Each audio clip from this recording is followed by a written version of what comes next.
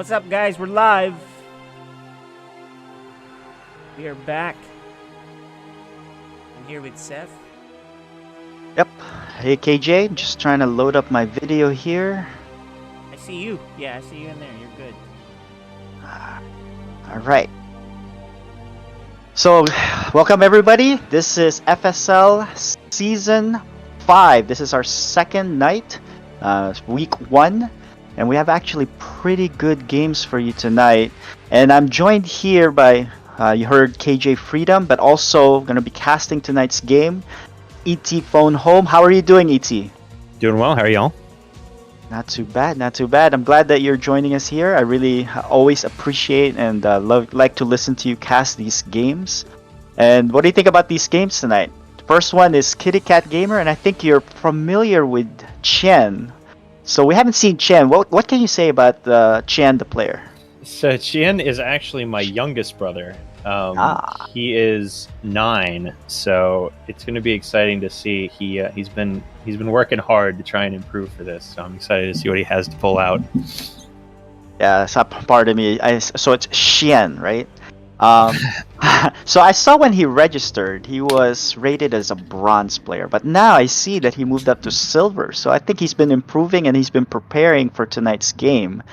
I'm excited to see where he's at, and he's going to be facing against Kitty Cat Gamer. We saw last season, and she is also a silver player. So this is going to be a pretty good competition. I don't know how in depth they are in the current builds. They're just going to be doing some pretty newbie stuff, but at least they're going to be in the same level, right? Who do you have here for this game? Oh man, honestly, I think I've seen more of Kitty Cat's games recently than I have of my own brother's, which is a little weird. So I can't say for sure, but I'd say it's going to be. It could go either way. That's the thing with this level is I feel like any given day it could be a 2-0 in either direction or a 2-1. It could change at any moment. Yeah.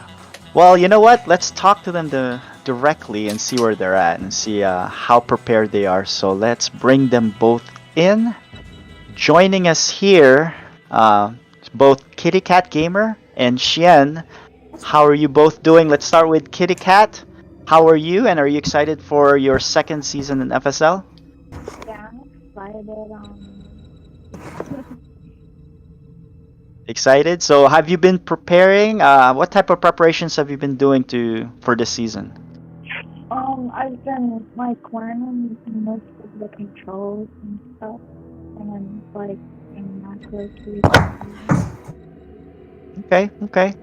And our first time player in FSL, who I think he's fixing some stuff, doing some technical fixes here. Hopefully he can hear us. There you go, with the headphones on. Xian, how are you? Can you hear me? I'm okay, but I've got this glitch that... Alright, are you ready for tonight's game? Have you been preparing? How do you feel?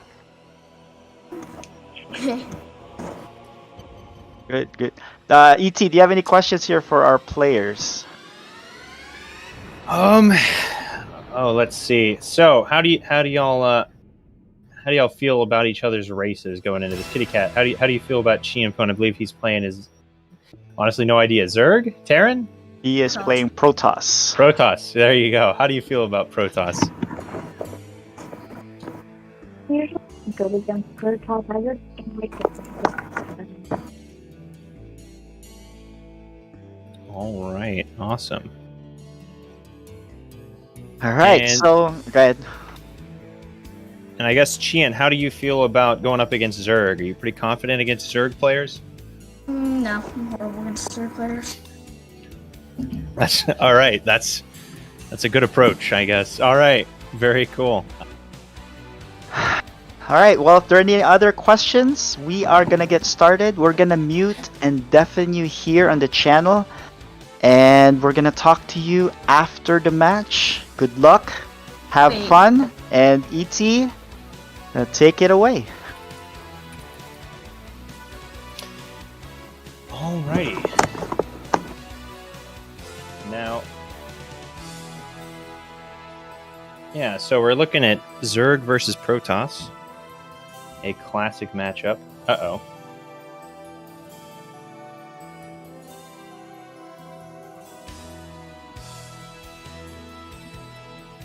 I'm getting a distress call from Chien, so hopefully everything's working on his end. But yeah, Zerg versus Protoss is an interesting matchup. A lot that can happen here. I know. I'm trying to remember from Kitty Cat's games in the last season, kind of how she played, and I guess it'll really come down to just how well their build orders have started to come together. Silver League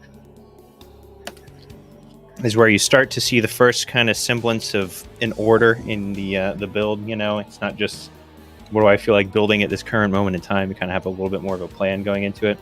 So it'll really just come down to how well they can execute said plans. Yeah, it looks like we don't have the lobby set up yet, so we're gonna get that going right now. Aha, I'm hearing from Chien that he has that glitch that he can't join custom lobbies, so he's trying to get that ironed out. Right. So let's invite him again.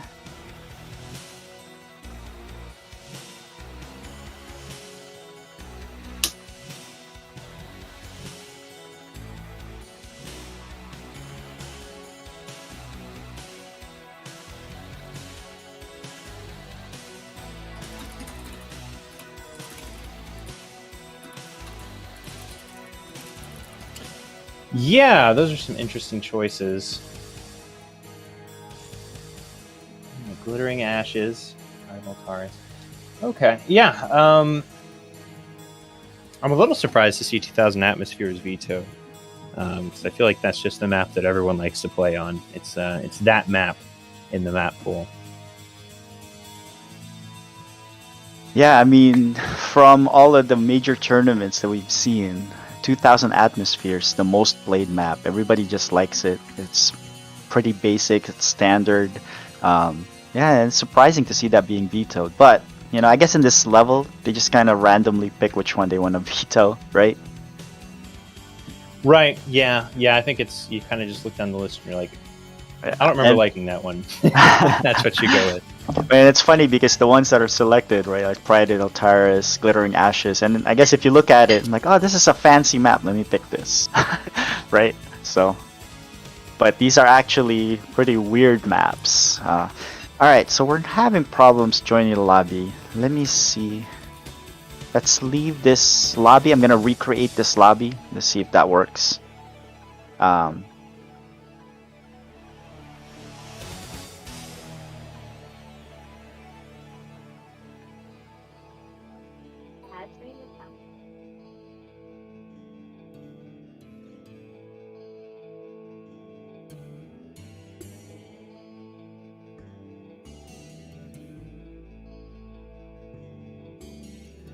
Okay, let's see.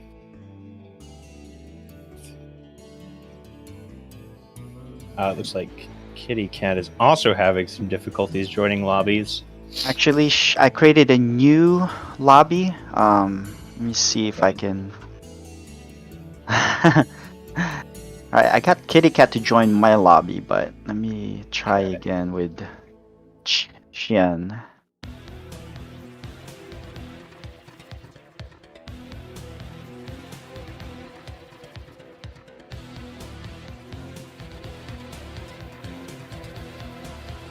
Yeah, we can't get him to join here. I think he may try restarting his game real quick. Oh.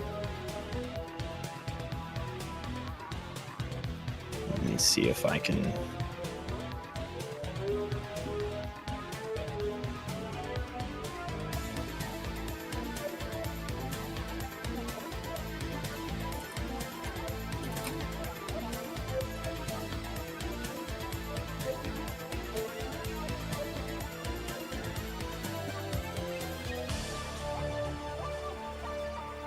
Oh, hey! It's a miracle. We've made it in. Alright, It well... looks like all the players are in. Oh, no! I Still thought can't get him in. thought he was in. Oh, man. Let's see. I know sometimes when people are having trouble joining lobbies, if they, make the lobby, it goes better. Let me see if there's, a way to...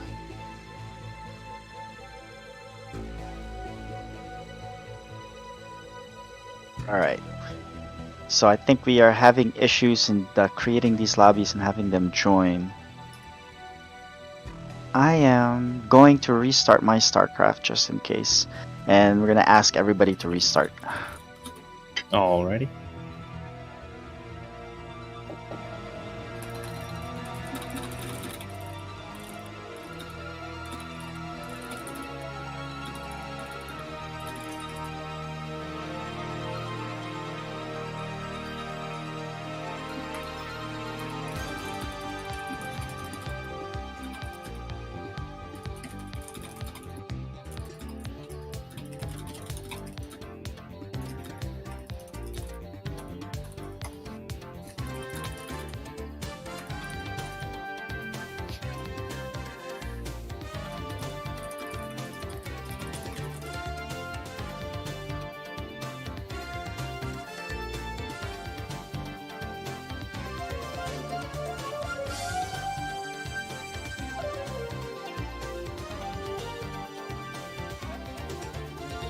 Alright, I'm gonna play a video while we're waiting. Alrighty.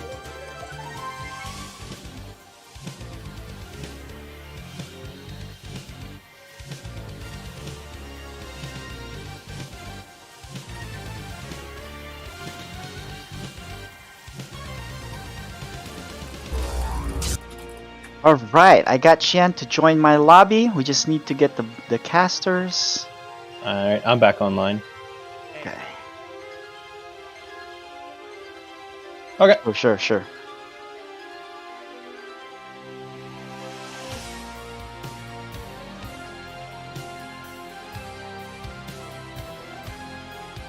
Alright, ladies and gentlemen, we're gonna sort out our difficulties here, technical difficulties. In the meantime, we're gonna play a quick video and we'll be right back.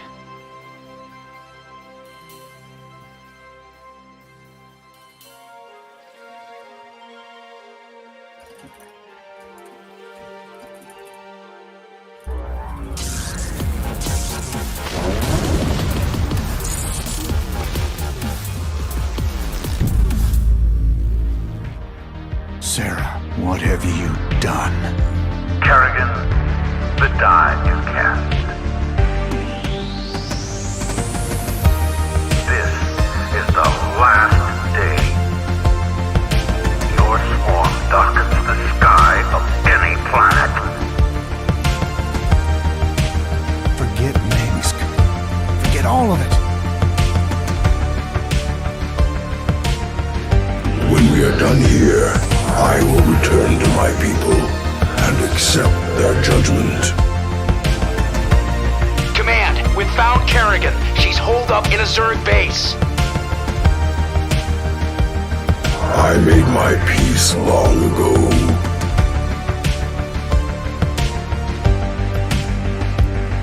Consider it done. For ire. Indeed.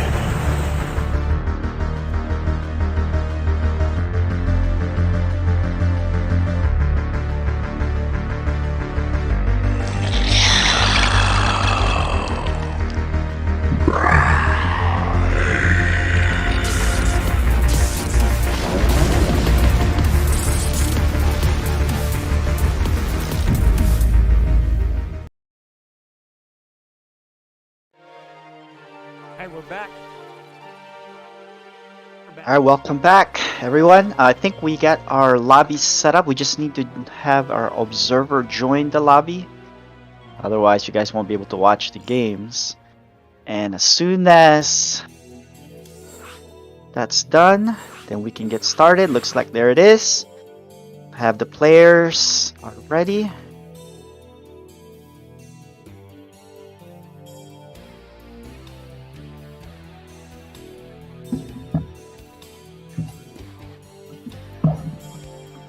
Okay. There we go. One more. Both of them are ready. I think we're all set. Let's try this again, ET. I'll throw it back to you, and let's get this started. Alrighty, thank you. Let's get this show on the road. Very exciting stuff we've got going here. As it is going to be a ZVP on Curious Minds.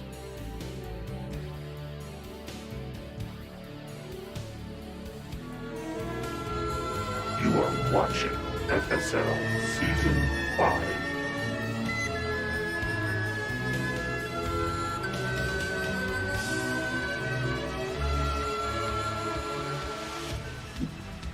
Welcome, welcome, welcome. Season 5.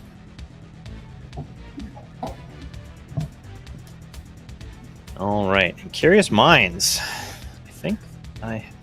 I think this will be like pretty much the first game I've seen or observed on this map. So very exciting.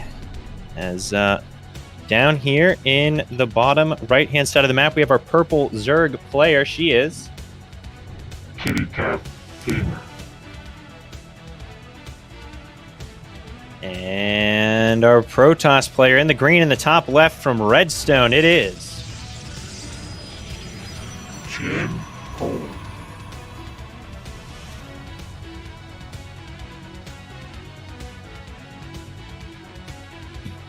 an exciting matchup to be sure. Got Qian Pone making a high ground wall off of sorts. Not too bad. Looks like he's going to drop double gateway. Very nice. And Kitty Cat Gamer just dropping those drones down. We'll see. We'll have to see when we get our first expansion, if any, in this game. That's always an exciting little thing to keep an eye on at the bronze and silver levels. Is those expansion timings. Qian Pone dropping a couple extra pylons, not wanting to be supply blocked. No gases yet, but that's all right. We've got a fairly nice gas pool out of Kitty Cat Gamer. Pretty smooth there, pretty slick. And not mining any gas yet, but the geyser did just finish up, so she can start mining that here shortly. Qian Pone scouting, sees that it's just one base. So very nice there. As speaking of, looks like Kitty Cat Gamer is moving out to take an expansion. Oh, almost blocked by Qian Pone, but doesn't quite get the block off. All right, and there's that gas production. Qian Pone is dropping a pylon in the one corner of the expansion where there is an overlord.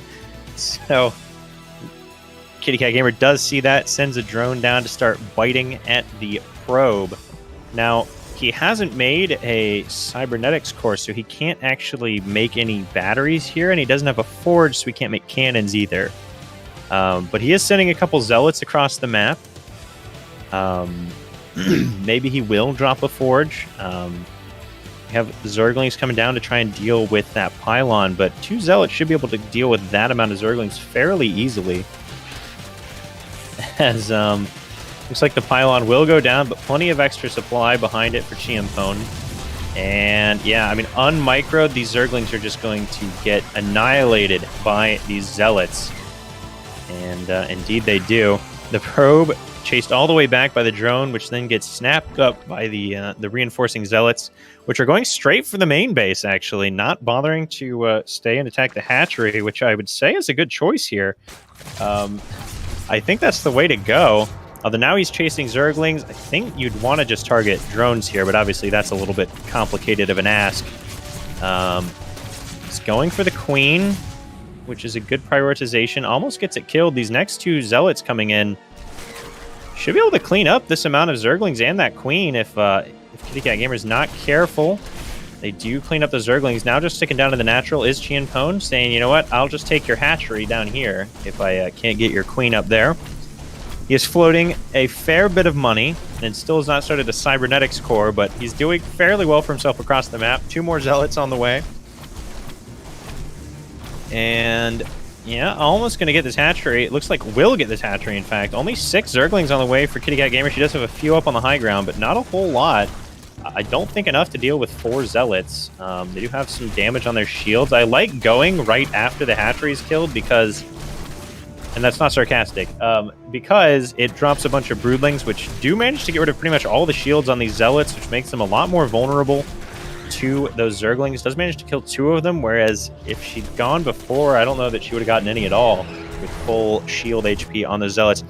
However, will that be enough as the queen is exposed and does get taken down by the zealots? 8 more lings on the way, but more zealots pouring across the map, and zealots trade very efficiently against Zerglings. You really want to have something like spine crawlers here Does manage to clean those up, but with 2 more Zealots in the net and 2 more coming along behind them, I think if Kitty Cat just keeps making Zerglings, she may be able to hold here. Trying to take another hatchery is a little dangerous, but can always cancel that. And there come the gases for Chi and Pone. No Cybercore yet, but it looks like he might be thinking about making one. Oh, I think going into a Nexus, actually, it looks like, is Chi and Pone saying, if I can just deny her natural base, which it looks like he'll be able to do as these Zerglings get snapped up by the Zealots. He says, if I can just deny this natural base and take one of my own, then, that's a win for me. And a win it does appear to be at the moment. Ooh, not a cancel on that. That's a little unfortunate. But definitely looking pretty good for Chi and Pone here. His tech is non-existent, so does want to work on that, I'm sure. As we do have Zergling speed for Kitty Cat Gamer, so she can maybe do like a Ling run by, but actually I'm not sure that we're going to get to that point, as there's only 1 Queen against 3 Zealots with 2 more coming in. A few Zerglings popping out, but it's really just a trickle at this point, and I'm not sure that's going to be enough. And yeah, absolutely decimating the drones now as they do try to run, which is good, but I'm just not sure it's going to be enough. How are you going to clean up 5 Zealots with just a trickle of Zerglings coming out? And he's just clicking the hatchery. He's like, you can run your drones all day long, but I've yet to see a hatchery get up and walk away. And actually now going for the drones as they are continuing to mine, not running this time. And it looks like Chi and Pone with the non-proxied 2-gate Zealot is going to manage to pull it out. As there falls the last drone of Kitty Cat Gamer. It's just a handful of Lings left. She does have a sizable bank, but I don't think she's ever going to be able to clear up all these Zealots, and GG is called.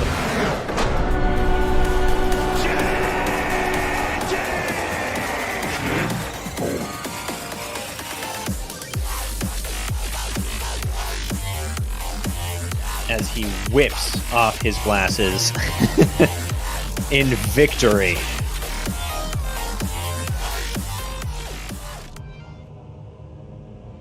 Well played by both players. I mean, 60 APM each on average is not bad.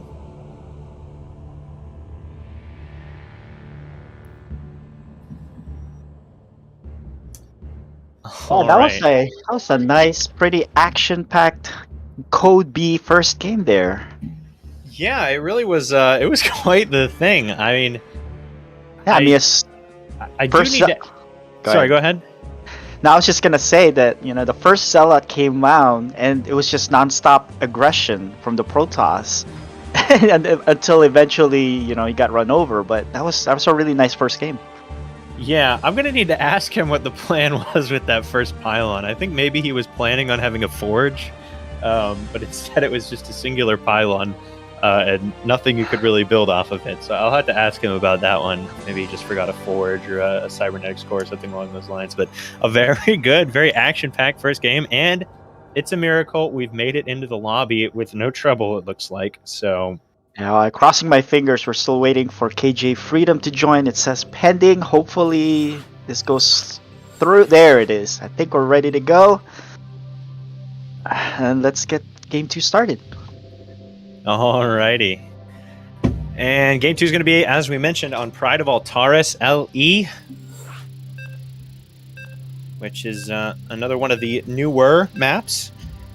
It's got that ramp into the natural base just like on the previous map, so fairly defensible on your 2-base setup. But anyways, here we go.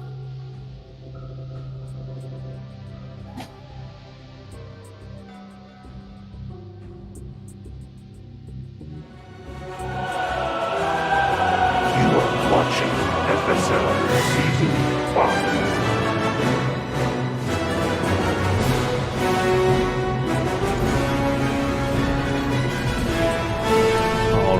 All right. We are here on Pride of Altaris LE in the lower right-hand side of the map. He's up 1-0. The green Protoss, it is. Chin Hole.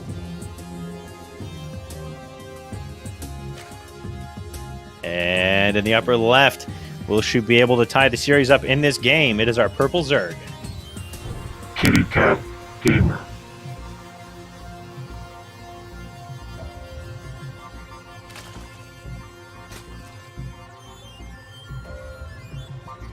All right. So we do see, it looks like another double gateway out of Chienpone. I don't know if this is going to be a slightly less aggressive double gate or not. We'll see if he swaps it up. Kitty Cat Gamer actually going for a much faster expansion in this game. And probably going to be droning up a little bit. Now, one big thing, obviously, that Kitty Cat can improve in is just sending that first Overlord out across the map a bit more. Being able to see that the Protoss isn't taking an expansion here would be pretty helpful, as it looks like it might be that exact same 2-gate aggression out of Chienpone. She has done a good job of placing her Overlords at least out around her bases, which is solid, but getting that one across the map, just so you have some scouting early on, is very key.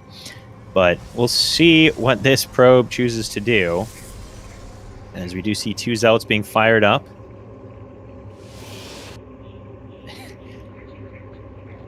And I do wonder if we'll see any adjustments. I think just a couple Spine Crawlers really would have made the difference for Kitty Cat Gamer there in that first game. Stealing a gas is Chienpone. He's one of those players, it seems like, that really he's sort of a Florencio-esque. It's not just about beating you, it's about getting under your skin. It's about upsetting you while I'm beating you by gas blocking and everything else. I mean, in this case, it's against a Zerg who fast expanded, so that gas block does almost nothing. In fact, it's like a negative. Like, all it does is take his minerals, and it really doesn't block anything. But that might still upset your opponent, just the audacity of doing it. So we'll have to see. As there are Zealots pouring across the map once again. 2 chilling outside the natural base of Kitty Cat Gamer, who once again does not have a whole lot of Zerglings just yet. Is making a Roach Warren pretty quickly, which I do like. I think that's a good adjustment. It's a lot easier at this level whenever you're not quite as good at injecting each time to... it's a bit easier to spend your money with just the trickle of larvae that you get if you're making roaches than if you're making Zerglings. So I do like that choice. Now, these 4 Zealots, I don't know that they're going to be able to... Oh, yeah, especially with these Zergling reinforcements pouring out.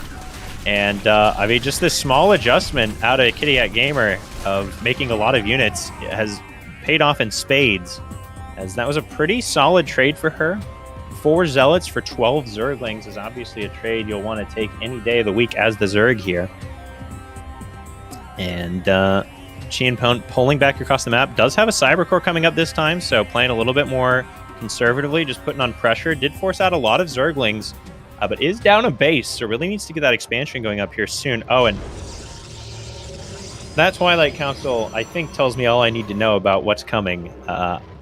When behind, Dark Shrine is what they always say, right? And, I mean, it could be for charge, but let's just say I'm not putting my pins on that. Anyways, Zealots are coming across the map. It is a group of 6 Zealots, but with 14 Zerglings and 2 Roaches on the way. I'm not sure that that's going to be enough to really do all too much here. Nonetheless, he shall try. Holding the top of the ramp is Kitty Cat Gamer, which is good to see. Making a lot of Overlords to get unsupply blocked. I like that. Not just making one, making several. And another couple Roaches coming out. And Warp Gate. Oh, it is charge. Holy moly. Color me impressed. It is indeed the charge upgrade, not a Dark Shrine, which I guess makes sense. He is only on 1 gas. Now, he's doing a pretty good job of spending his money this time around. Last game, he was floating about 1,200 minerals. Right now, he's only floating 200, and he's continually pumping Zealots out. Does not have a pylon on the other side of the map, so Warp Gate isn't going to help him all that much. And going in before charge is done, I thought I was just going to bank Zealots until he had charge, but that does not appear to be the case. The Zealots go in. They do manage to clean up all the Zerglings, and if these Roaches aren't microed, they'll trade decently, but with more Roaches popping out, they'll definitely get cleaned up eventually. Does target fire the Roaches, so some high-level moves coming out there. Top-tier micro. Does wind up floating quite a few minerals behind that, and loses all of his Zealots. Really should probably add on at least one more gateway, and maybe drop that expansion now. He's definitely falling behind in this game. Kitty Cat Gamer doing a great job of stabilizing here, and starting to really ramp up her lead. She's making a lot of roaches. I think she might be looking to go for an attack of her own as Chimpone drops a second gas. But yeah, it's just roaches and drones out of Kitty Cat. No no lair or anything like that. She does have pretty much perfect scouting of Chiampone's base as he's now making stalkers to try and clean up that Overlord. But in the meantime, she's able to see exactly what's going on. Sees the Twilight Council, presumably researching, although I'm a Grandmaster and I can barely tell when it's researching, so who knows. May or may not be aware.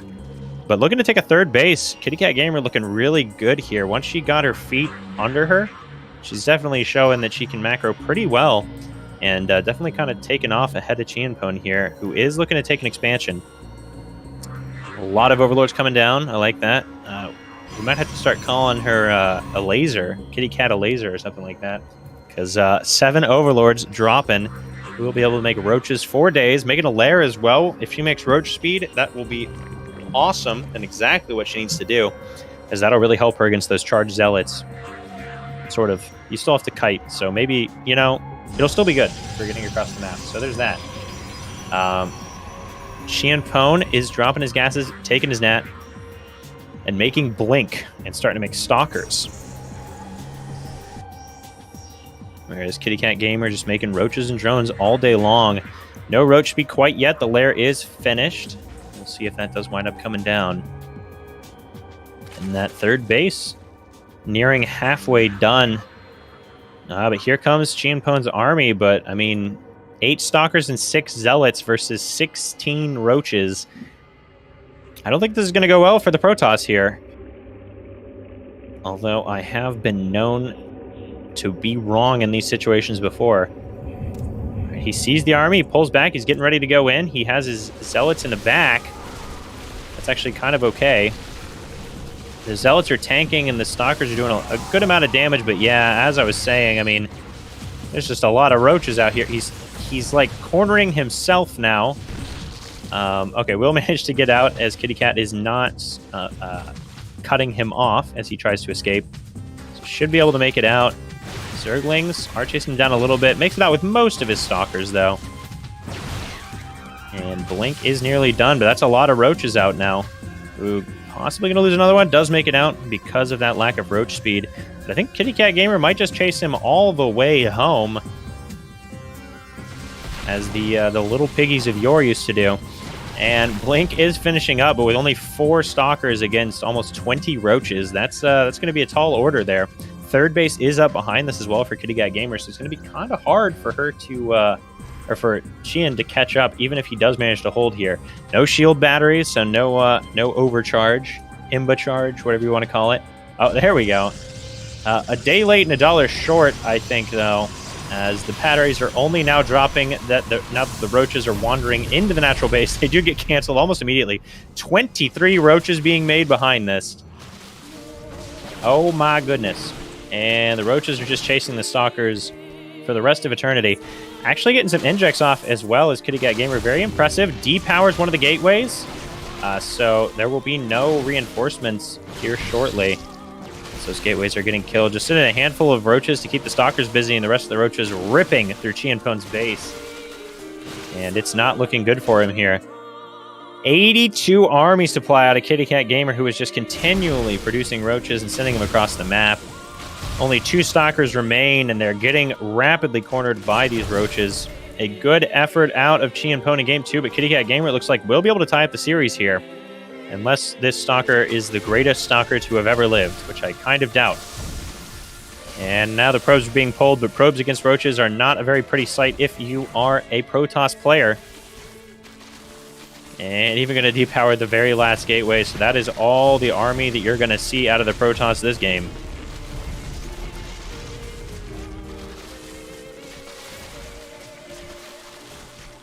There you have it. GG is called.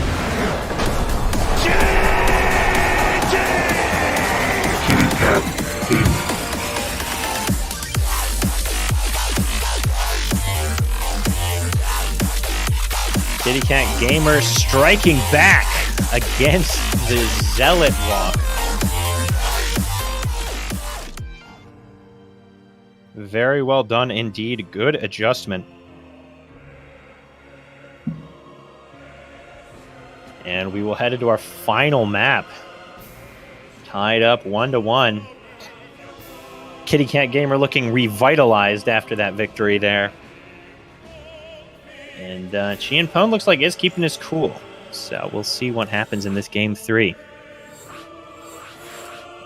And I think we kind of saw there that Kitty Cat Gamer's macro is quite solid. If she's allowed to macro, and after defending that initial push, she was really able to just get up to a decent economy and make a lot of roaches. And now we head into game number 3.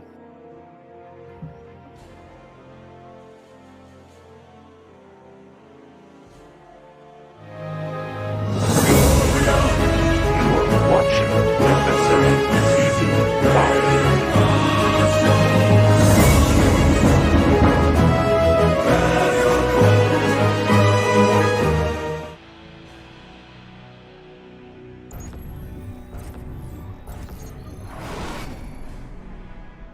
All right, here we are, the final game of this series, unless we get a draw, which doesn't seem terribly likely. In the lower left from Redstone, it is our green Protoss player. He is Chien Pone.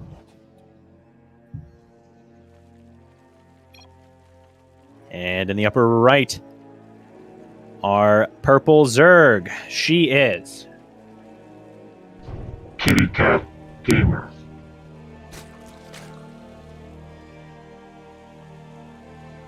all right. And already we see Chien Pone swapping things up. He's making a gas before his gateway. Does appear to still be making double gateway, though, afterwards. Maybe. He hasn't decided yet, it would appear.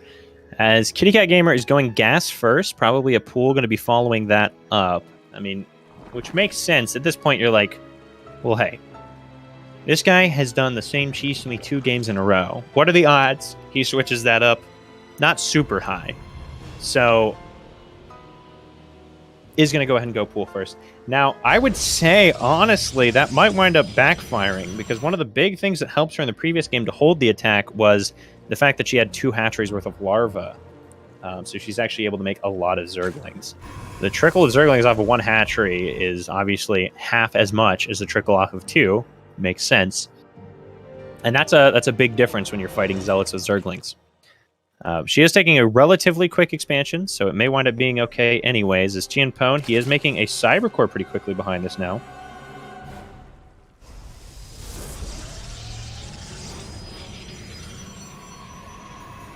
So, switching up somewhat. Still on 1 base, though. Does scout and see what's going on. Kitty Cat Gamer, very concerned about that probe. I would be too, at this point. So, can hardly blame her. But the probe is going back across the map, and Warp Gate is coming down. A single Zealot has been made to push back any Overlords that come across the map. And a Twilight Council will be dropping, it looks like. Roachwarren once again out of Kitty Cat Gamer, so perhaps wanting to go for the same big Roach push she did in the previous game, which worked out in the previous game, so sounds good to me. A robotics facility dropping. Could this be the DT drop I was mentioning previously? Who knows? Could still be charge, could be something completely different. The world may never know, but I'm pretty sure it will in about 2 minutes. As Kitty Cat Gamer has made a few Zerglings. Worker count's pretty even at the moment. As it looks like Chien Pone is looking to take an expansion, and there goes that Nexus down. But here comes the Overlord into the main base. We'll need to warp in like a Stalker or something to push that away. You don't want to let the Zerg scout your tech for free. And the Dark Shrine does drop. So, yeah, definitely... Definitely going to see that, I think, is he cancels it. He's like, nah. Going to drop it over here. She won't see that. Okay. Drops it a little bit more out of range. Some more overlords.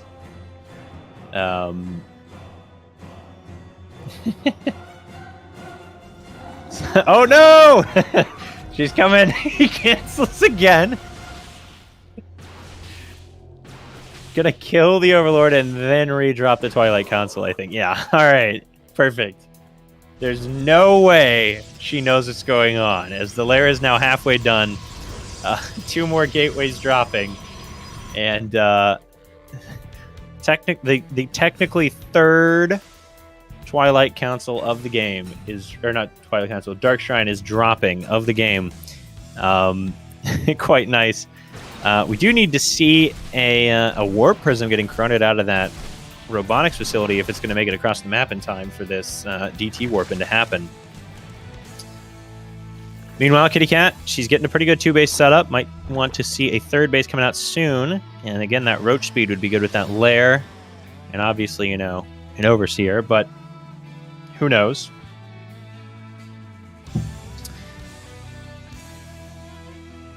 I don't think she's seen the Dark Shrine at any point, because he did cancel it pretty quickly each time. So I think she's blissfully unaware of the doom impending upon her. A Warp Prism is being made, but it's very late. He's actually up in workers now. Here's Chien Pone. A lot of roaches coming out. Roach speed is on the way, and obviously we'll be able to make an Overseer, but, I mean, it's a lot to do all at once. You know, trying to, like, run your drones away and make an Overseer and get the Overseer in position and everything. So even if you can make it, if it's not already up, that's a big deal. It's very difficult, especially at this level, to have that response of as soon as the DTs come in, you just find an Overlord and snap it into place. Now, the Warp Prism is going out. 8 Overlords on the way, so she will have plenty to choose from for making an Overseer, which is good. What this will probably come down to is how quickly the Overseer is made versus how well Chien Pone does of actually like targeting workers and not just slicing at roaches. Because if he just slices at roaches and she makes the Overseer relatively quickly, it's not going to be very good for the Protoss player. And on the converse side, if she's a little slow on that, or if the roaches are not in position to tank the damage from the DTs, that's not going to be very good for her. So in comes the Warp Prism, slipping past into the main base. I like that, completely circumventing the army. Oh, 2 Overseers being morphed. She saw. However, the DTs are here. A lot of drones going down already. The Overseers are done. Chien Pone reacting fairly quickly. He needs to hop into the Warp Prism with these guys. He ran away, but then just stayed and died. 12 workers going down, though, but for 8 DTs, I'm not sure that's worth it. Definitely want to see him start to warp in units on the other side of the map. Some Immortals, some shield batteries, things like that. Kitty Cat Gamer is doing a good job of redroning. There come the Immortals. As if he could hear me from beyond the grave. Now, the Warp Prism is just going to hang out there, and the Queens are going to hang out slightly away from there. And they're sort of just going to posture at each other. Definitely will want to get that cleaned up, or at least pushed away in the near future. Warping in lots of Stalkers, though. Making Immortals. And pretty good reaction time out of Kitty Cat Gamer to see that Warp Prism there. And morph those Overseers, knowing exactly what was going on as soon as she saw that. Probably had it in the back of her mind from seeing the Robo facility in the Twilight Council. Now, she is up in supply, but it is roach supply. But it is speed roaches this time. It's not slow roaches. Chien Pone definitely needs to make some shield batteries, because I think the next attack is going to be coming towards him, not vice versa. As she is gearing up. She's making a Hydra Den, actually. I like that. Hydra's obviously a very good complement to roaches, as roaches are pretty short-ranged. So if you just have pure roach, they tend to stack up behind each other, and they can't shoot over each other, so only about half or a quarter or whatever of your units is actually shooting at any given time. Hydralisks have, especially with the ranged upgrade, a lot longer range. So Chien Pone moves his Warp Prism 2 feet to the right and warps in for Zealots. Okay. Will he target drones? Yes, he will, generally. I think they're kind of doing that on their own. I mean, 4 drones getting killed. Will he pick up the Zealots? He will not. I appreciate that he always runs his units away from the other units, but then he never picks them up in the Warp Prism, so they just die anyways. That's kind of funny. But I mean, he's about halfway there. So it's just that little improvement of actually putting them in the warp prism, and boom, suddenly you aren't losing your units anymore. So that's good. That's good. Repositioning to another corner of the base and warping in stalkers this time. He's going to do a warp in of every kind of unit you can make from the gateway. Actually picks these up, ladies and gentlemen. I think we're watching Alpha Star here. It's improving as it's playing the game. And very nice.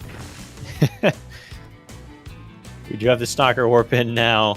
They're there to be able to harass at any point. Does have some Ravagers, though, does Kitty Cat Gamer, so she'll be able to buy all that prism down if it's sitting too close to her base at any given point. So you need to be careful of that. Does Chien Pone. 9 more Overlords coming down, and he's spending so much time microing this that he's not actually spending his money or doing anything useful on the other side of the map. So I feel like this might be the death knell for him. He's very much tunnel envisioning a warp prism with 3 stalkers in it. I don't care how good you are with micro, you're not going to be able to get enough done to warrant that. This is probably actually good that he's losing the warp prism here potentially, because then he won't micro it anymore. And he might, spend some of his 5,000 resources. It seems what he's actually done is triggered Kitty Cat Gamer to come across the map with double the army supply. Now, there are 4 Immortals against unupgraded Roaches outside of Roach speed. So that's something, but without shield batteries, I don't think it's going to be enough. Kitty Cat Gamer does also have a Spire coming down, which is a big help, even if this attack doesn't straight out kill Chien Pone. Now, the Stalkers being in the front is actually kind of good because that means the Immortals are going to die as late into the fight as possible, which means they get off a ton of shots against these Roaches. And you can see here, if you pay attention, that back row of Roaches are kind of just running back and forth and not shooting. Actually does pull back micro on the Immortal as well. Does hold there. And 20 more Roaches coming down, so there's not actually that much gas to make Mutalisks with. So that's good for Chien Pone. He really needs to make some extra gateways. That's something you see a lot at this level from Protoss in particular, I think, and Terran, I guess.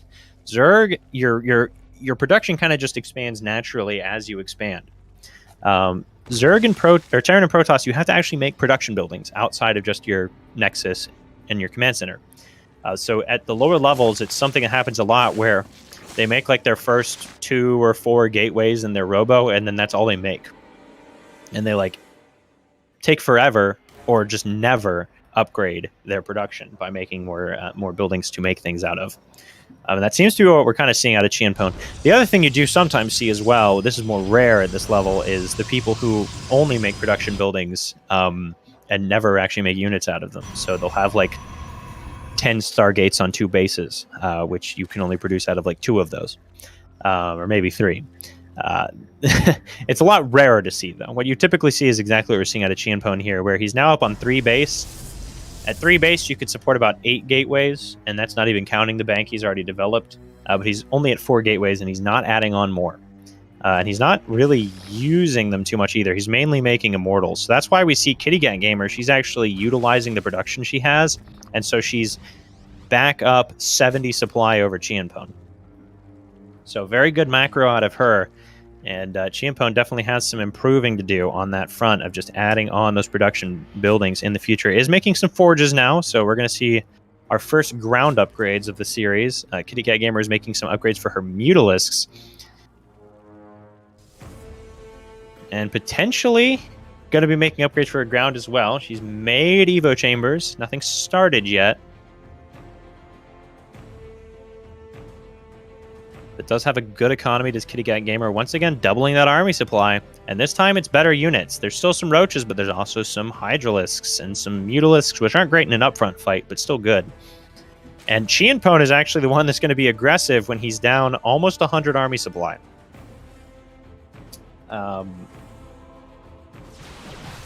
We'll see how this goes. Now down 70 army supply, so that's better, right? Kitty Cat Gamer does see this coming, and she's going to be at the top of this ramp. If she pushes down, this could go okay for Chien Pone, but I don't know if he actually has enough anti-air to deal with all those Mutalisks. Oh no, this choke point's actually so bad for Kitty Cat Gamer. She should have held at the top of the ramp, but she's trying to push down and is just getting annihilated. Now running forward, I think she might still be able to clean this up just because she outnumbers Chien Pone that much.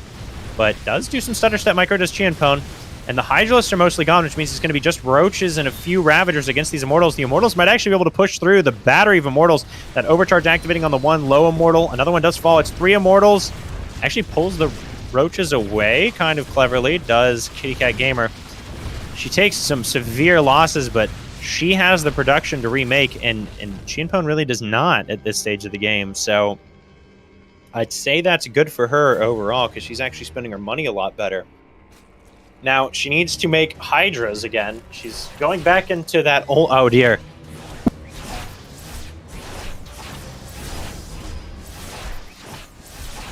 He's back in the main base. A good drop. I will say props to Shinpon for actually sending out a drop during that fight, pretty much. Does manage to kill the Spire, but Kitty Cat is tunnel visioning back into those pure roaches. Needs to get more Hydralisks up. I mean, the Hydralisks there are really the only reason she won that fight. If she hadn't had the amount of Hydralisks she had there, she would have lost that fight by a long shot. Does clean up those DTs, and once again, Shinpon, he tunnel visions whenever he's got harassment going across the map. And is floating once again 3,000, 2,000. And still has not made more gateways. He also did not actually make upgrades out of his forges. There we go. +1 attack and +1 shields. Is making a robo facility for Colossus, I think, probably. Which is a good choice. If you can get up like 5 or 6 Colossus, they're not great against roaches, but once you get up to a certain number of them, those swipes do kind of eat through the roaches. However, I'm not sure he's going to get up even a single Colossus. I think Kitty Cat Gamer is pretty much ready to attack. And when she attacks, I think that might be game. Shinpon's army is once again just so much smaller than Kitty Cat Gamer's. I mean, it's dwarfed. He is down 100 army supply. Even when it's pure roach, that's a lot of army supply to be down. Now, Qian does have a good economy, but he's just not using it like he needs to be. There comes the first Colossus. He does have 5 Immortals, which is pretty good against roaches. But Kitty Cat Gamer's maxed out, which means she's going to come across the map. And it's really such a shame. You see this a lot in Silver League games when someone dies with this much money in their bank and they're at half supply. I mean, if he could spend these 2,000 resources or 3,000 resources, he'd basically be at even supply, and he'd definitely have an army that's, you know, able to match that of Kitty Cat Gamers. But as it is, he's not spending it because he doesn't have enough production.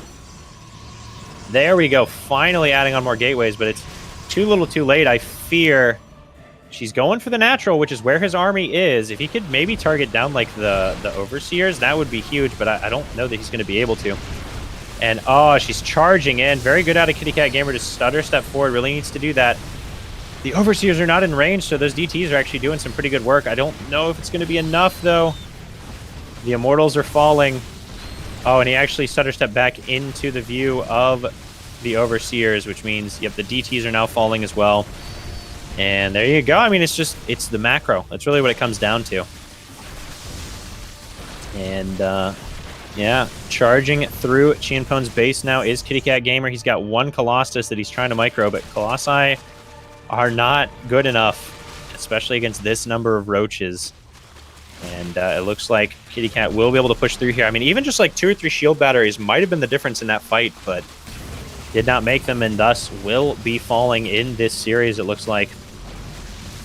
Yeah, slow warping in Stalkers. Stalkers are not what you need here, unless you could somehow target down the Overseers, but they're being held back pretty far. So, very well played out of both players. Kitty Cat Gamer charging through and absolutely annihilating. Has, I would say, pretty clearly stronger macro than Shinpon. Shinpon has some good aggression, but Kitty Cat Gamer has very good macro for her league, and has absolutely killed it in this series whenever she could macro. And we see that here as she pushes through and manages to clean up the main base of Shinpon. He's desperately trying to do warp ends to defend, but it's not going to be enough. Fighting to his last breath, however. And, I mean, he did manage to win some fights that, going into, I don't think anyone really expected him to win or even survive from. Down massively in army supply, but able to have those positioning wins to allow him to survive nonetheless. But there falls the Colossus. A handful of DTs being warped in, but... Oh, and he almost killed the Overseers, but not quite. So those DTs are not going to be able to accomplish much of anything.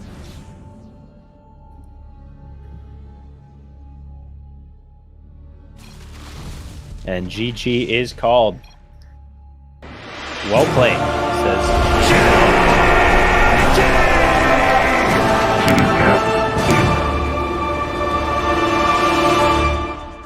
GG, well played. That was pretty exciting for a Code B match.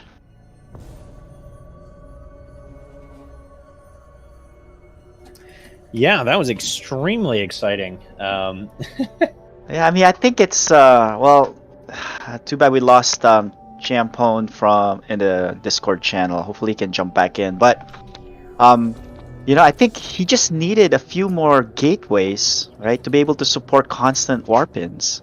But otherwise, it was a pretty good game. Yeah, it was pretty solid. And I was talking about that a little bit in these levels series. It's something that you see a lot where they're.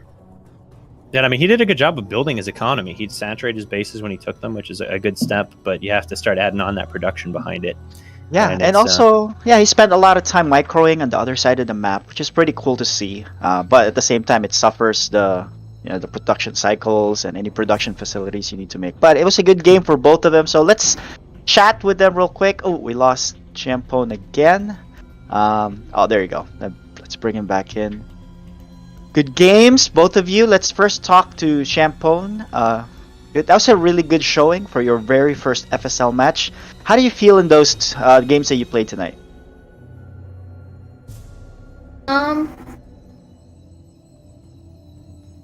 Okay. Pain.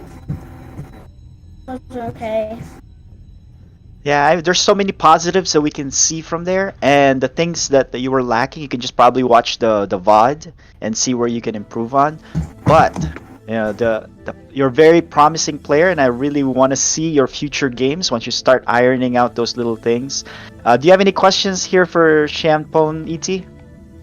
Yeah, so I was going to ask, in game one, you obviously did the Zealot flood across the map with the 2 gateways. Similarly to in game 2, it just went a little better then. But you dropped a pylon in her natural base. I was wondering what the plan was for that pylon. Were you planning on like adding cannons or shield batteries?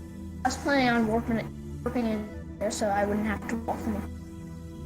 Ah, okay. That makes sense. All right, very cool. Yeah, I think that's really the only question I had for you. Yeah, well, that was really good showing. It was a pretty impressive game, especially your very first win on your first match. Congratulations. We look forward to seeing you in the future.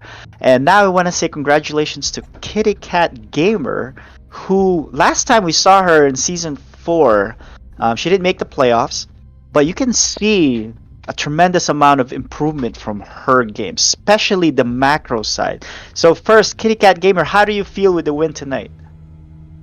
I'm happy about it. So you've been working on your build. You get a lot of coaching from your dad. Have you, how has your practices been? It's been pretty good so far. Sometimes I think it can polarise and others also getting a bit too fearful. Okay. ET, do you have any questions for her? Yeah, so a couple. So how did you feel after that first game? Were you pretty worried about the series, or did you feel like, okay, I know what I need to do to kind of fix my build to be able to beat that, or how were you feeling after that first game? I was like, sort of like, feeling it. And then the second game, I knew what to do because they didn't build a pylon in my base. Okay.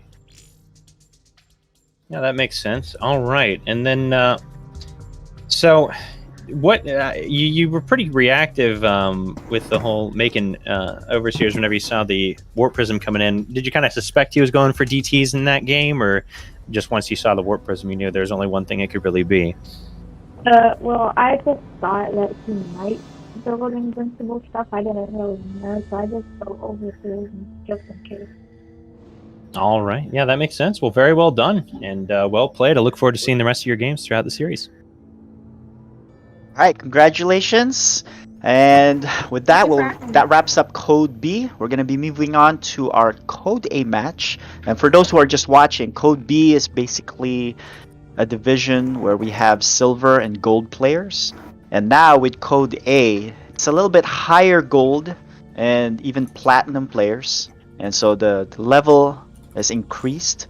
And we get to see that with our match tonight between Mighty Ant and Deepu, well, also known as Spaghettio, also known as Plain. I don't know which one to call him nowadays, but right now it says Deepu. And let's actually interview them. I'm going to bring them up, and we're going to move down our Code B player. You can see them next time. Let's bring up... Joining us here is Spaghettio, Deepu, and Mighty Ant, also known as Sloza. Gentlemen, how are you both doing? Pretty good. Pretty good. Doing well, thanks. Alright, so let's start with Deepu here.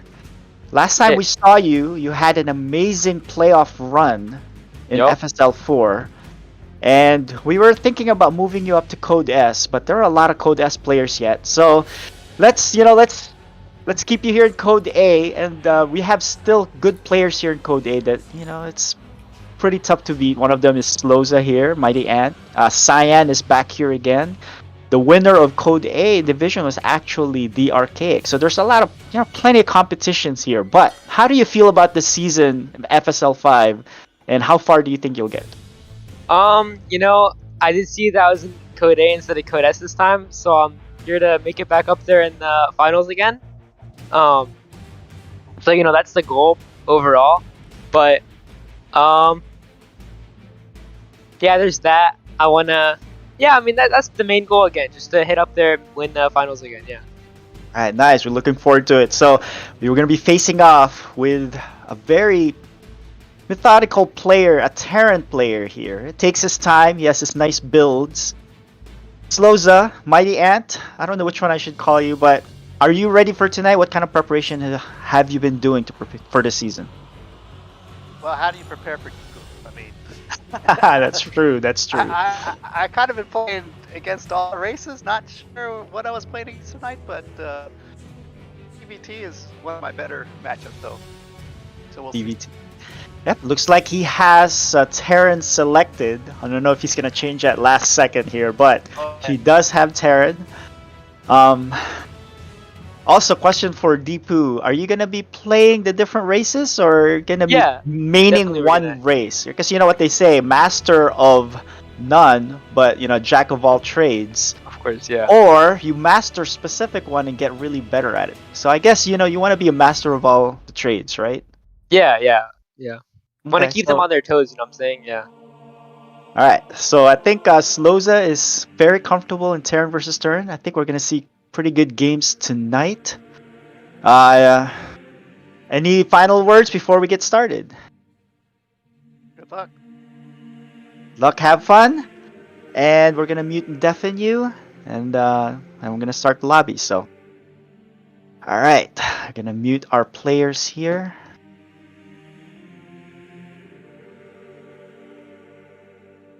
Oh, I'm excited about this match. ET, I'm sorry I didn't get to have you ask these players some questions. But what do you think about this matchup tonight? Oh, yeah, I mean, I'm excited. TVT, always good to see. And of course, I think, I caught some of... It was Deepu's run, I think, in the playoffs of the Code S last season, so it's cool to see him be able to take some games and even a series off of some of the Code S players, so... We'll have to see how people fare against him in Code A. I mean, if he's able to put up good games against the Code S, might be a pretty dominant performance out of him here. But I'm excited to see exactly how well everybody matches up against each other. In TVT, a rare matchup, I feel like, but it should be exciting to see. Yeah, I mean, one of my favorite mirror matches is TVT, right? It's all about positioning. It's all about making sure you know where the army of the other player is and how you can circumvent their positions. But the thing about FSL is it's all about improving, and I really like the fact that whenever we see these players again, they've improved a lot since. And I want to see how much improvement that they've done this off season. So I think we're ready to go. We're just can't start. Yes, map selection. So we've got Hardwire as our first map, and then Berlingrad and Glittering Ashes following those up. So fairly standard maps. There's not a whole lot of weird maps. I'm not sure. I guess there's Blackburn. Blackburn's kind of the weird map of the pool, and we're not going to be seeing that this time around. So fairly standard, straight up maps. Hardwire, a little bit of a shorter map, I'd say. But outside of that, it's going to be mostly macro maps.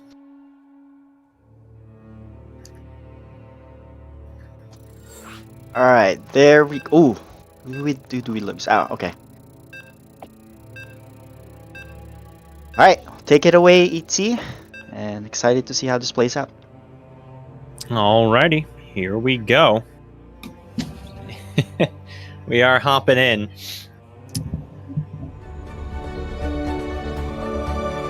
You are watching FSL Season 5.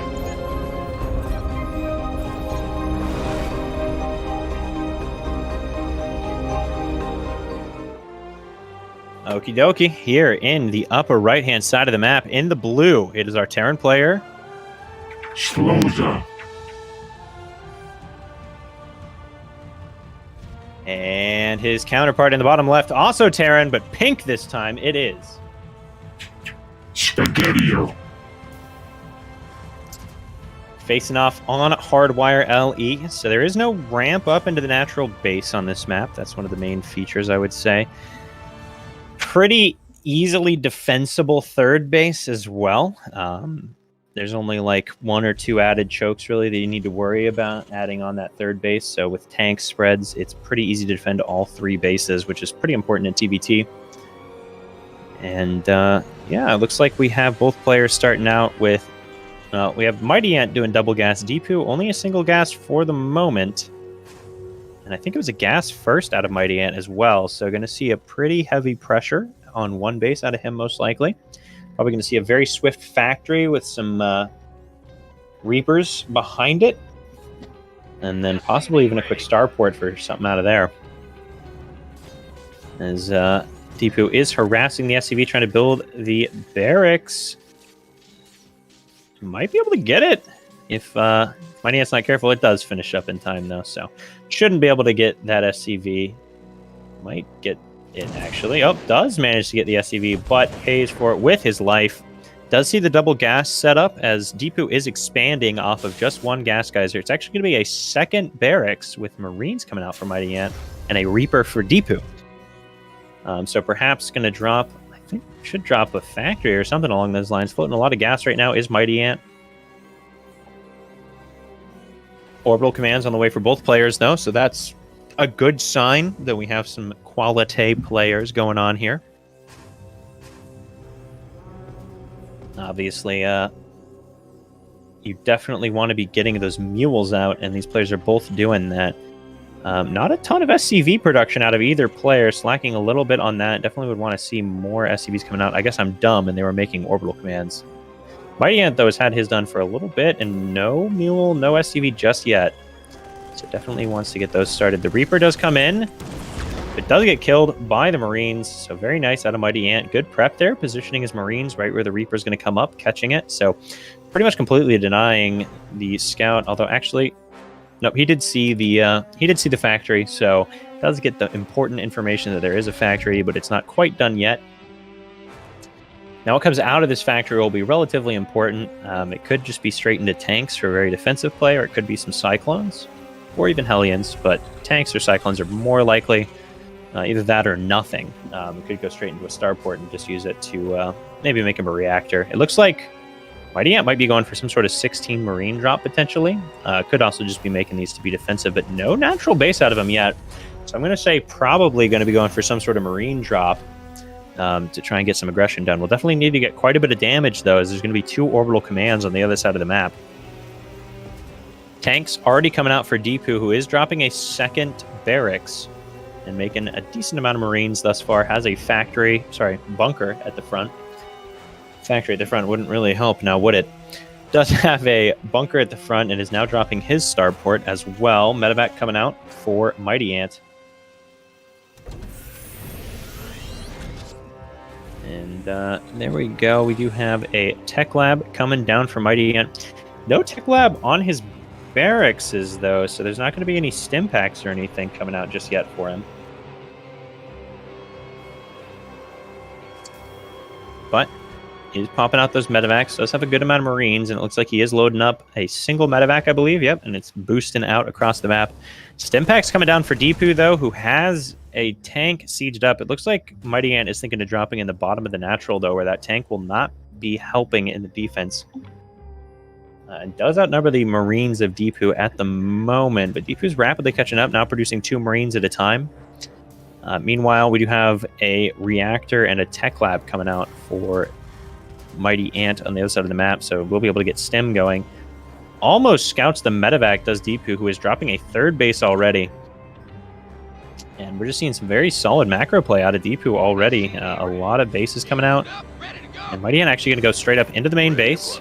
Going to drop right in the middle of the mineral line, and Deepu is not reacting to this hardly at all just yet. Okay. Does manage to get a full unload off, which is nice. And cleans up most of the Marines. He's kind of hurting himself with his stutter step a little bit. I think he should have just A-moved there. Winds up making it a bit easier for Deepu to clean him up there, I think, with the stutter step, unfortunately. But does make it out with a medevac, which is the most important part, and kills 3 SCVs, so sort of a wash, an equal trade overall, I'd say. However, Deepu does have a 2nd base up, 3rd base coming up, so I'd say he's got a bit of an economical advantage at this point over Mighty Ant. With those mules, as well as the additional SCVs he's got up on him. And the command centers dropping mules. Hopefully a lot of missile turrets coming up for Deepu. Not letting that happen again. And does scan to see the army of Mighty Ant. But the army of Mighty Ant is not looking so mighty at all, I would say. Only 2 tanks, a Viking, and a Marine. Definitely need some more Marines there. Is pumping them out. Making extra Vikings, so trying to get the typical TVT composition of tank Viking out. A very strong defensive setup, as the Vikings can shoot down the medevacs when they try and do drops, and the tanks can clean up pretty much everything else. If you don't have the Vikings, then they can kind of just fly past your sieged up tanks, so that's why the Vikings are important there. Upgrades coming down for both players, but it looks like Deepu definitely macroing a little bit harder, I want to say, than Mighty Ant, with that 3-base setup, obviously. Needs to add on some more production. He's going to start outpacing his production with his income if he's not careful. But I think Mighty Ant actually just scanned that drop out of Deepu. We'll see if he actually noticed it, because it was on the edge of the scan. There is something moving out that might catch it. A serendipitous. Oh, how not serendipitous, I guess, as the case may be. Does barely miss that drop. And, yeah, kind of unfortunate there. The drop chilling there. Oh, the Vikings are aware, though. They know. He's looking, but he's missing. He's not looking in the right spot. Missile turrets are up. Okay, well, does manage to get the full dropout. Kills the missile turret now. 2 tanks sieged up in range of the mineral line is dangerous for Mighty Ant. We'll be able to clean this up, but it's going to cost him about 350, so manages to clean up a geyser, does Deepu. And then kind of pulls back behind the tanks. A full... Oh, the SCV line coming in, and 12 SCVs do get killed. 13 in total. So a cleanup, but a costly one for Mighty Ant. Deepu looking pretty strong right now. Does have 2 more barracks coming down. 2-2 on the way. His upgrade's heavily outpacing that of Mighty Ant at this point, who I don't think has made his armory yet. And indeed, he has not. So no armory up for Mighty Ant, and only 1 engineering base, so he's definitely going to start falling behind in those upgrades for the moment, at least. More barracks coming up for Deepu, and this is kind of what we were talking about. You know, you'll see step up from the Code A, or from the Code B and the Code A. They, you know, their production starts to match the pacing of their economy. The Vikings are going to try and get some damage done, but these Marines are going to be able to stem in and clean them up. And that's a costly loss. Vikings, very expensive. And now gone. Yeah, as I was saying, that's something you start to see at this level, is the level of production starts to catch pace with the level of economy. So very well done out of Deepu. And out of Mighty Ant, for that matter. His economy's not outrunning his production by any means. Does need to get that 3rd base up and going soon. Does have it a little over halfway done, so we'll be able to get it ere long, but it's definitely well behind that of Deepu's at this point, who is up 30 supply in a mirror matchup. And going to be up 2 upgrades here shortly as well. Or sorry, going to be up 3 upgrades shortly. Is already up an upgrade. Scans and sees the army of Mighty Ant. This better be good. And a lot of Marines pumping out. 4th base going to be dropping on location for Deepu. Bold, as we have weapon refit on the way for Mighty Ant, who is contemplating some BC violence, it would seem. I'm not sure that going BCs when you're already behind is going to work out very well, though. You really need to have that tank production up with your gas to be able to hold your defensive position. What Mighty Ant needs to do right now is kind of get a little greedy, try and get 4 bases up with a lot of siege tanks covering them before Deepu starts getting aggressive, as Deepu is actually dropping 2 additional starports, going up to 3 in total. I can do math. And getting those sensor towers up all over the place as well. I like to see that. Lots of sensor towers. That's a good thing to get. Take notes. Take notes of Deepu, everybody. Looking very solid here. And doing a good job of making lots of supply depots as well. Deepu is really impressing me here with how well he's macroing. I mean, depots are pretty much always on time. He's expanding at a good clip. And has a pretty solid army. Good upgrades. 3-3 on the way. Armory just now dropping for Mighty Ant as well. So it's going to be 4 upgrade, maybe 5 upgrade advantage. Yeah, it'll be 5 upgrade advantage unless Mighty Ant starts something out of his eBay here in the near future. And starting to make Ravens is Deepu. So even if Mighty Ant was able to get up BCs, I mean, Ravens do an incredible job of shutting those down, literally. Now, Deepu is sort of just sieging on the edge of Mighty Ant's territory. I feel like he could probably just drop in on top of the tanks, or even just, drop into the main base and win the game here, but not going to try that just yet. There's really only 2 tanks, only 3 tanks for Mighty Ant, 7 for Deepu, and that's a big disparity at this point in the game. Does scan to see the army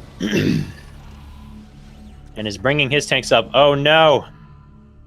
Mighty Ant sieges out of position. I think if Deepu can get pushed up... Oh, I think he's going to siege a little bit too far back, so Mighty Ant should be able to reposition. Nope, Deepu is moving in. He's got that scan up. Oh no, he's going to wade through the tanks, though, with his Marines on the left side, so that's the saving grace for Mighty Ant, potentially. Oh, but some good auto turrets, and charging in on top of the tanks is Deepu, and no, it's just too much. So many tanks, so many Marines charging into the 3rd base, and soon to be the Nat of Mighty Ant. Deepu looking masterful here.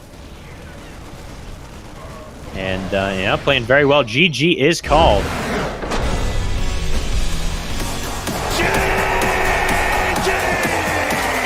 Spaghetti-o.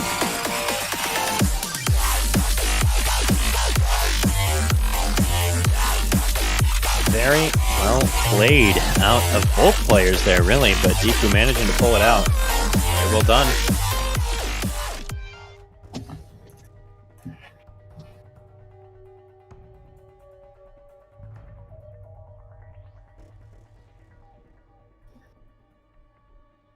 All right, well, our next map is going to be Berlingrad, which is another fairly macro-oriented map. So we might see things play out rather similarly there.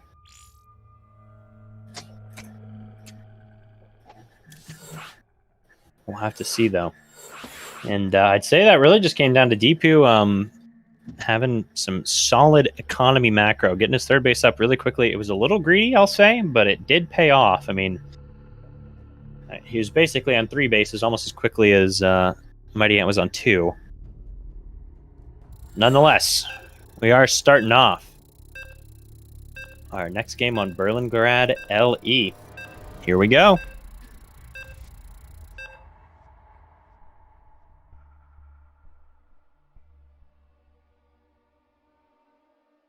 You are watching FSL TV 5.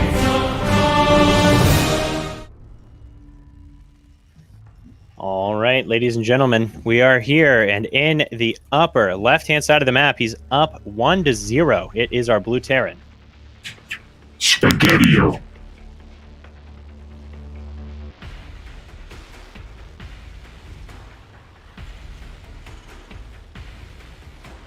And in the bottom right, the red Terran player, he is Sloza. But he's not just that. He's also proxy raxing. As two SCVs are going out across the map, it looks like it's going to be a double proxy barracks. Deepu, though, is scouting, which is sort of like the rock to Mighty Ant's scissors, I should say. Goodness. That was a much easier phrase to say than I made it out to be, let me tell you. But he is scouting across the map, which means he should know that this is coming. It looks like it might actually be double Rax Reaper out of Mighty Ant. I'm not sure there. Oh, it could be Proxy Marauder as well. There's choices. There's options. Let's see what Deepu's reaction is as he comes in here and does scout. He's like, wait a second. There's no barracks here. What's going on? All right. I mean, really all he needs to do is, drop a bunker on the high ground and send out a scout. Oh, and it looks like... Oh, okay. He's scouting. He's scouting. What's going to come out of the barracks from Mighty Ant, though? That's the question. There's a bunker. Okay, that's good. That's good. Oh, Deepu right next to there. But, I mean, it is Proxy Rax Reaper. But I think the gases... the gases are slightly late, so the Proxy Rax Reaper is actually taking a little bit longer to get off the ground than we would have otherwise liked. However, Deepu staying calm in the face of pressure, continuing to make Marines, making his orbital command still, which is big. And dropping a factory as well. Has that bunker on the low ground, but the Reaper's going to come up straight into the main base. I do like that Mighty Ant's pulling them up. I'd like to see him go with, I'd say, like 3 Reapers, I think. It's enough to almost, I think it's 2-shot an SCV. I think they can do that. And that would be very helpful for him if he was able to do that. Deepu is like, I don't care, man. Proxy racks me. I'll still expand. Which, I'll be honest, that's bold. If this was Proxy Marauder, I think he'd be dead. But it is not Proxy Marauder, so it's going to pay off. Sort of. Although, the Reapers do deny the building of the command center, and now we're just going to jump straight up into the main base. Are the Marines... The Marines are still in the bunker. I feel like Deepu is probably F2ing there, but obviously F2 does not work on units that are in a bunker. And now they're sitting at the bottom of the ramp. Deepu definitely getting a little flustered here, I'd say. And good micro out of Mighty Ant. We did see in the previous game that Mighty Ant had about 150 APM over the about 100 of Deepu, so that's good for micro, as we can, clearly see here. 5 Reapers, though, against 4 Marines is basically enough to just go. Oh, the Hellion! Okay, he does kill a Reaper and damage others, so I think these Marines could probably win this fight. Although with the SCV, that does change things a little bit. Okay, pulls the SCVs, but doesn't pull them in the right direction. Okay, he does get a couple of the Reapers, but I think he might have done it. I think he might have done it. I'm really not sure, though. As, yeah, I think he's good. I think he's good. I don't think one Hellion's going to help here, and neither will one Marine. With this continual flow of Reapers pouring in, absolutely annihilating the SCVs right now, which is a sad sight to see. And, yeah, I mean, Hellions are good against Reapers, but, same can be said in reverse. And very well done out of Mighty Ant. I mean, Deepu scouted it, but if he just had that bunker on the high ground, I think it's a whole different result. GG!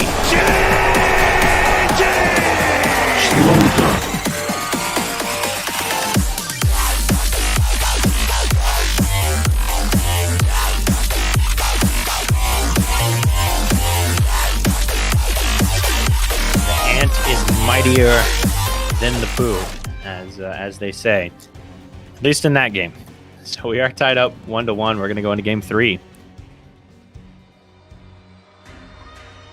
And very well done. I mean, gotta say, Mighty Ant did see that Deepu likes to expand very quickly to a second and third bases. So an aggressive strategy did pay off there.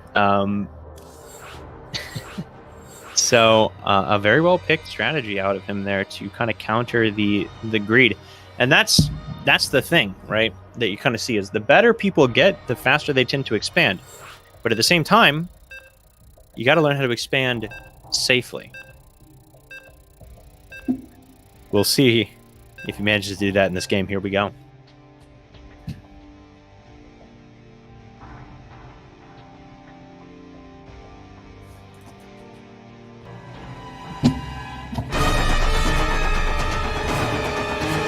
Watching FSL Season 5. All right, we're loading up in the bottom left-hand side of the map. Our red Terran player tying the series up in the previous game. He is Sloza. And in the upper right, in the pink, can he pull it out, or will he be reverse swept? It is Spaghetti-O.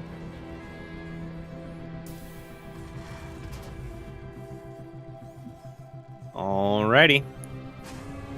No proxy this time out of Mighty Ant. I think that's good. You know, you got to put the fear of God into your opponent so that they don't expand quite as quick, maybe, right? Then you go back into macro. It looks like Mighty Ant. Oh, he's gonna fake proxy. I like it. This is really smart. Mighty Ant showing his genius in this series. Proxies in the second game because his opponent was pretty greedy in the first. Does manage to pull it out.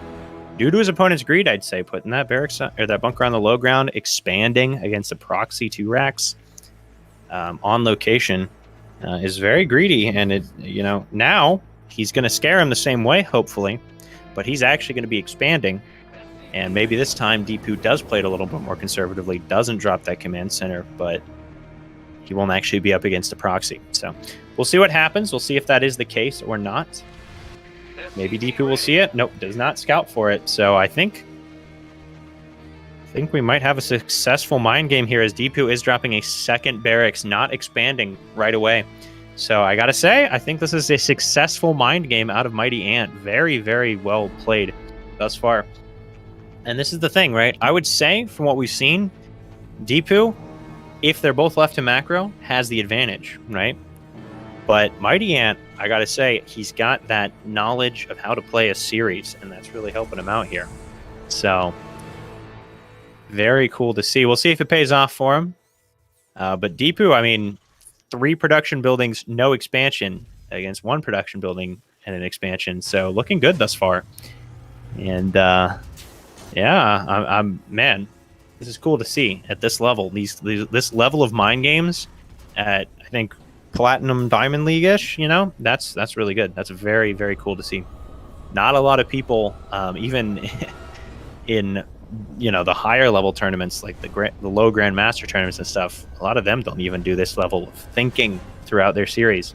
So very well done out of Mighty Ant. I'm not going to rail on too much about it, but I was impressed. So anyways, let's look at what we are left with now. It's going to be a barracks and a factory for Mighty Ant against double barracks factory for Deepu, who is making a tank. So he is well and truly scared here. He really thinks this is a proxy. And that's one thing I think we could see out of Deepu as well, is continual scouting. This is something that at this level, this is when you start adding this on, is it's not just about that first SCV scout. Just keep the SCV there, continue scouting around. You look for those kinds of hidden barracks, and you look for the expansion that comes down and things like that, because that's what really tells you what's going on here, right? So something to look at in the future maybe, but for the moment, he does have a good defensive setup and is now dropping his natural base, but the natural base for Mighty Ant is already done. Sending out a Reaper is Deepu, so that's good. Nice scouting. And yeah, I think he'll be able to see what's going on now, and might, facepalm a little bit. I've been bamboozled, It happens to the best of us, though. It does see that there's a lot going on at home for Mighty Ant. Probably knows now that this is indeed not an all-in. So good adjustments. I'm going to go ahead and float his command center down shortly, I'm sure. Making a Cyclone. And it looks like making a starport as well. Might go for Ravens with that. Mighty Ant is making a Raven. And, a fusion core. So Mighty Ant looks like might go for a battle cruiser again. And by again, I mean, go for it. This time he might actually get the battle cruiser. As the last game it closed, or in the first game it closed out before he was able to get to that, unfortunately. Would have been cool to see. But BCs is a strategy in TVT that we even see at the pro level on rare occasion, but it does happen, and it makes for some epic games there. We'll see if it does the same here. As is floating down his command center. Good scouting out of Mighty Ant. He knows exactly what's going on his opponent's side of the map. Deepu is expanding, because that's important as well. That's something you can do a lot whenever you do these kinds of mind games, is you make your opponent think you're going aggressive, right? And then you go for macro. You trick them and you get ahead. Then sometimes your opponent goes, well, I guess I'm all inning. And you fail to take that into account, and then you get all in and you die anyways because you were being greedy. So keeping that scouting up, saying, okay, he is taking a natural base. He's not all inning me off the back of this mind game. Good to see out of Mighty Ant. And is making a battle cruiser, getting that weapon refit so it can use Yamato cannon as well. And making a third base. And getting those siege tanks out, so that's good. He'll be able to defend even if Deepu does bring something across the map. Has that Raven out. If it does drop an auto turret, the tank might be able to clean it up before it gets all too much damage done, but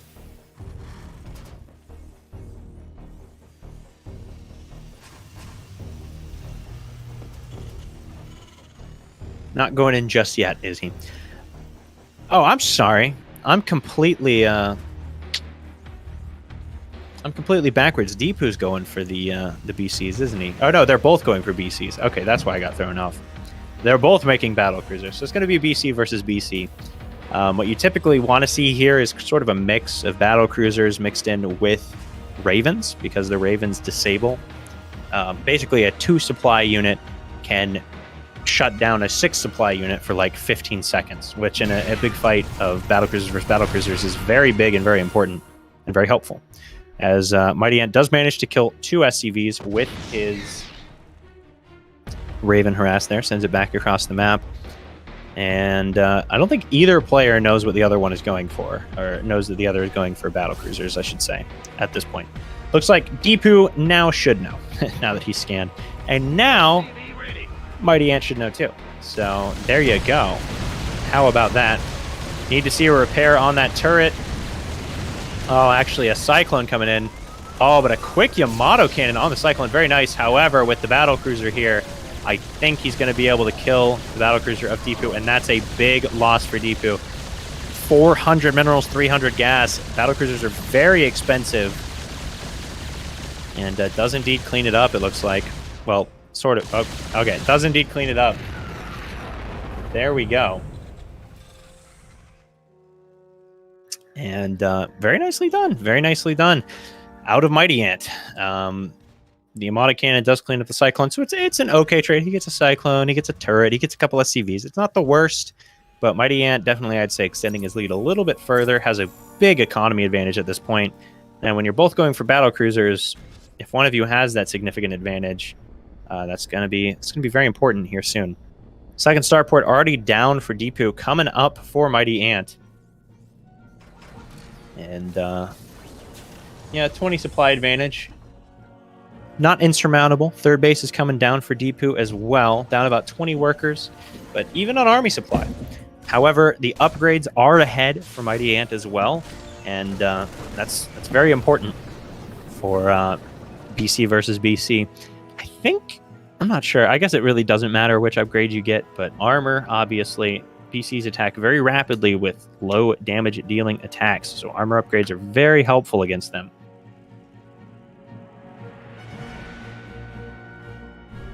Now, I will say, we do see Deepu, I think, still being a little bit more on top of his supply than Mighty Ant is. Mighty Ant is getting supply blocked a little bit more, so that might be the metric by which Deepu is able to come back into the game. It's actually, he's just moving across the map with 3 tanks, 18 Marines, but there's 3 tanks, 10 Marines, and 2 battle cruisers and a Raven on the other side of the map. So if Mighty Ant is set up as he indeed is, I think he's going to be able to hold here. In comes the BC. There's also a couple turrets. Okay, Deepu sieging up a little bit farther back. Probably just going to try and take that command center and then leave. Oh, actually, he's able to get one of the tanks as well. Very nice siege up there. Yeah, I think he might just take that command center and then call it a day. Oh, 2 shutdowns. Oh, Deepu getting the Yamatos off. Doesn't manage to kill the battlecruiser. If he's able to kill the battlecruiser without it getting its Yamato off, that's a lot of lost damage for Mighty Ant, but he was not able to do that. Still, though, fairly nice. He does have the repairs from the SCVs, which is a big deal in a fight like this. But the Yamato cannon does take down one of the BCs. Did Mighty Ant never get... Mighty Ant never got weaponry fit, but he does have +1 on his BCs, but I'm not sure it's going to be enough. He's got to be real careful. Mule Hammer coming down for Deepu, which is important here. Able to repair up his BCs now. However, the Vikings, I mean, they're good against battlecruisers, and they're putting in work here. Good kiting out of Mighty Ant, and I think Deepu's going to lose another battlecruiser. Okay. It's a tight fight, but I think Mighty Ant's coming out ahead here, and he is far up in workers. So once this battlecruiser's cleaned up, the battlecruiser Mighty Ant will be able to rain havoc down upon the siege tanks of Deepu. And, man, a crazy game number 3 to round things off. I don't know who's going to win, but at this moment, Mighty Ant is looking pretty strong. Deepu obviously used those mules to repair. It means he does not have them as income. And he's already down over 20 workers, so that's a big deal. And the army supply now at a pretty significant advantage for Mighty Ant, especially when a lot of Deepu's army supply is in Marines. I guess a decent amount is in Mighty Ant's as well, so not too big of a disparity, but still is up in battlecruisers and Vikings, which are very important. And tied in upgrades, but has double upgrades coming down against the single upgrades of Deepu. And with the Vikings out, I think with the Vikings, you definitely want to have attack upgrades, not armor upgrades, because Vikings deal a much bigger punch with slower damage over time. So the armor upgrades aren't going to help as much for Deepu. Ironically enough, if they were swapping positions, it would be better for both of them. But that's okay. In the end, upgrades are still good. Still make upgrades. You heard it here first. Probably not, but you heard it here at some point in your life. That's what counts. Now, the battlecruisers of Mighty Ant are going to move out across the map, and he's being a little bit more conservative. Actually, they're both moving out across the map. So the idea is you fly across the map, and then you just warp them back whenever they get damaged. But I feel like they're going to both fly across the map and then like both warp home to try and defend each other's battlecruisers. I think actually whoever warps home first is going to come out at a disadvantage, assuming they both come into the bases at relatively similar times. Because you'll still be able to defend, but you won't get as much damage done on the other side of the map. So I think you actually... whoever warps back first is going to be at a disadvantage. Plus... Mighty Ant has been using his economy not just to build a bigger army, but also he's made a lot of turrets. He has got 10 turrets against 0 for Deepu.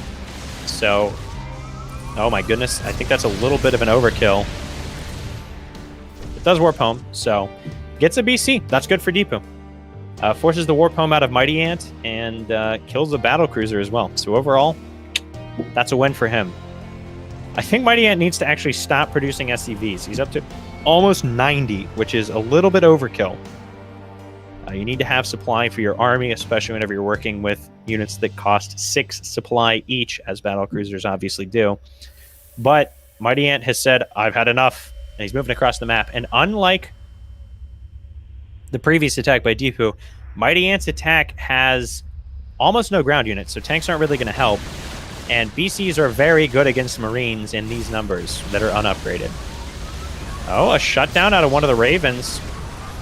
Yamato Cannon's now coming out for Mighty Ant, and he has a lot more of them available than Deepu, who used all 4 of his just previously. The Vikings coming in as well, and I think Mighty Ant's actually going to be able to pull it out. And I'd say this is definitely a win of planning and of strategy. I mean, if he does win. I guess I can't say anything quite yet, but... you know, he planned out his games very well and reacted very well to what he was seeing from Deepu to, you know, pull out the win. And it seems he's going to be able to do that. And GG is called.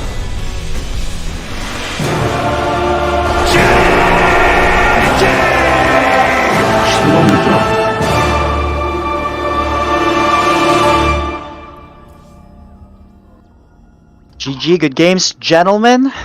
That was one exciting match, actually. It's a really, I think ET touched on it. The mind game that Sloza, Mighty Ant, really pulled off in that game number 3 really worked wonders and, catapulted him ahead. But those really exciting games ended up with a battle cruiser versus battle cruiser. And it just ends up to be the economic advantage that Sloza built up. So let's first start with Spaghettio. Spaghettio, your macro is great in that first game. Your control is great. I think you just got bamboozled with the first proxy and then the anti-proxy at the game 3. Yeah. So how do you feel after this game, and what adjustments are you going to be making in the future? Well, I think I need to not ego it. Like on game 2, I saw him do the proxy, and I was like, oh, I'll get the bunker down low, get some Marines, will be fine. I think I need to have the reaction I had in the 3rd game on the 2nd game. And then I don't really know what happened in the 3rd game. I don't think I have the game knowledge to understand what was going on. Like, I thought I would win that honestly with that many Marines, but I couldn't tell how many battle cruisers he had. So yeah. Yeah, I think game number 3, he just had a better economy and he had better upgrades on the battle cruisers. And so, as ET also mentioned in the cast, Marines not fully upgraded are not going to fare well against these battle cruisers.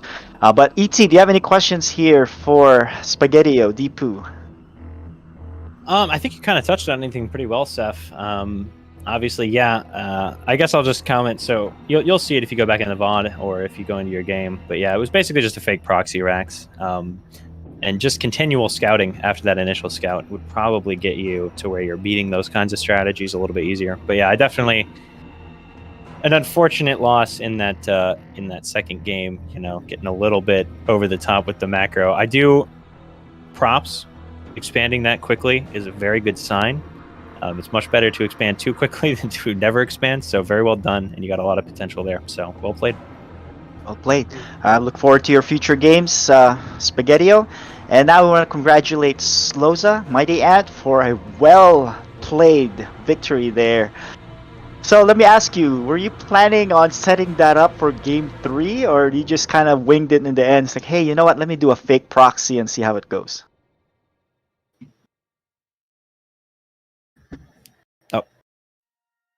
Oh, can you hear me, Sloza?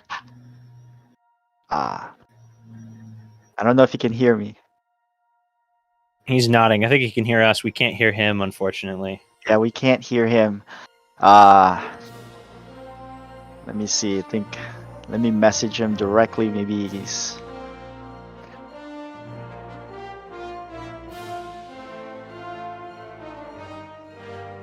Alright. But ET, you touched on it in the games. That's the difference between ladder games and an actual series. Where, in a series, you can set up certain things, for game number 2 or game number 3. Where in ladder, you don't know, what they're doing. You're just going to have to play that one game, right? Absolutely, yeah. And that's why, even in tournaments, like you'll see a big difference in how pros play in like a best of 1. Like in King of the Hill style stuff than in actual planned series, because you don't just have the single game. You have a little bit of you can make a story arc almost for yourself. And I guess you can hear us. So I was very impressed. You did a great job of kind of building that narrative of the 3rd game, and it paid off in spades. So very well played, very well thought out. All right, thanks. I switched my audio. Can you guys hear me now? Oh, hey, there we go. There we go. Yeah, we can hear you now. So yeah, very well done there. Were you planning, did you have those build orders like game 1, game 2, or game 3? Or did you kind of see how aggressively he expanded in game 1 and go, I should proxy him? So it kind of evolved, right? I thought he was going to proxy rack 3 for me the first game, because I've seen him do that with Terran, and he does that well. So I figured I'd get a bunch of Marines out and stop that and try to get a drop. But when I went for the drop and I saw the 3rd CC, if I didn't get any damage done on that, I was pretty much done, and that's what happened. He defended well, and that's I lost the game. He just out macroed me, and then the 2nd game I needed to do kind of something to get me back in it, and then the 3rd one kind of set up. I knew he was going to scout, And so I was hoping that he wouldn't see my proxy barracks just off my base, right? To kind of set that up and try to get ahead and then go into BCs and just get a better economy out. So that's kind of how that third game evolved, right? Right. Yeah. Well, it worked out very well thought out, and excellently played. So, Yeah, very good series. Very good series. The only nitpick I'll have is in game number 3 is when you engaged Deepu's attack, and you pretty much had all air units, and the Ravens came in to engage, and you disabled the tanks, which the tanks weren't shooting at anything. So instead, it could have been the battle cruiser. But that's the only nitpick. Otherwise, you played that flawlessly. Your upgrades were well timed, and then you attacked. Good job. Thanks. Yeah, good games. All right, good games. Now we're going to be moving on to our next series, which is our 2v2. This is the favorites of a lot of players. Ooh, actually I mishosted. All right, let me fix this real quick. All right, let's actually throw it for a quick break while we get our players set up, and we'll be right back.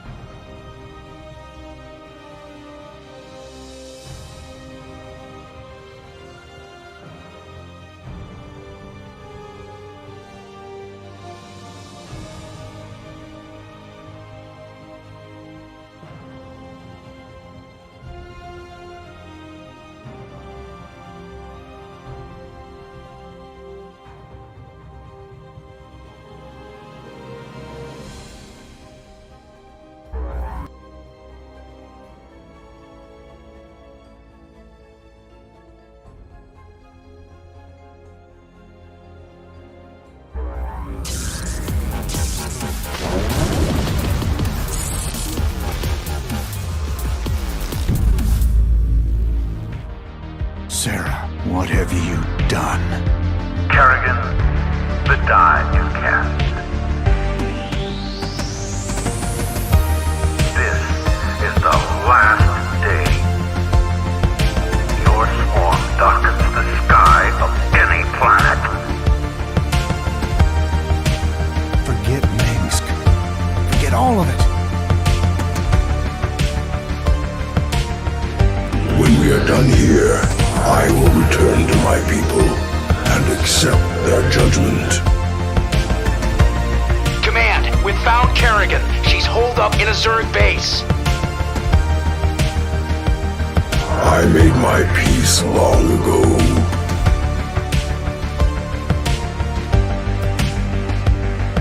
Consider it done. For ire. Indeed.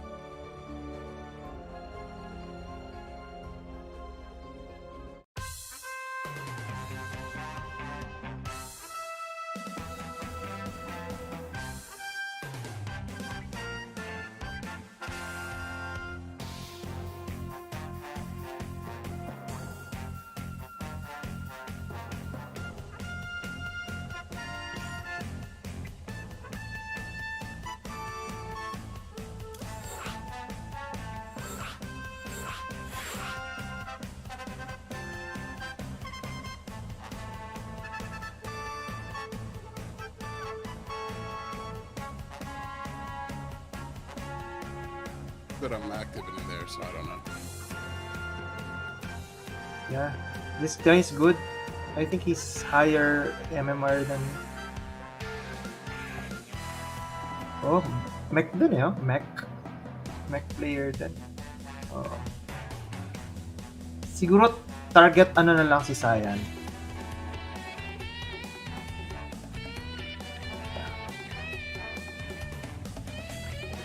Kill Sayan first. So we can 2v1 him.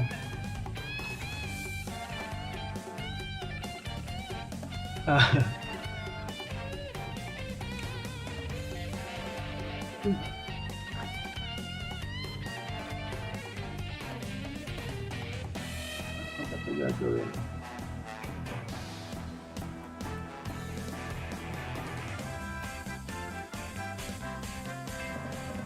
Are you in the ninja room na?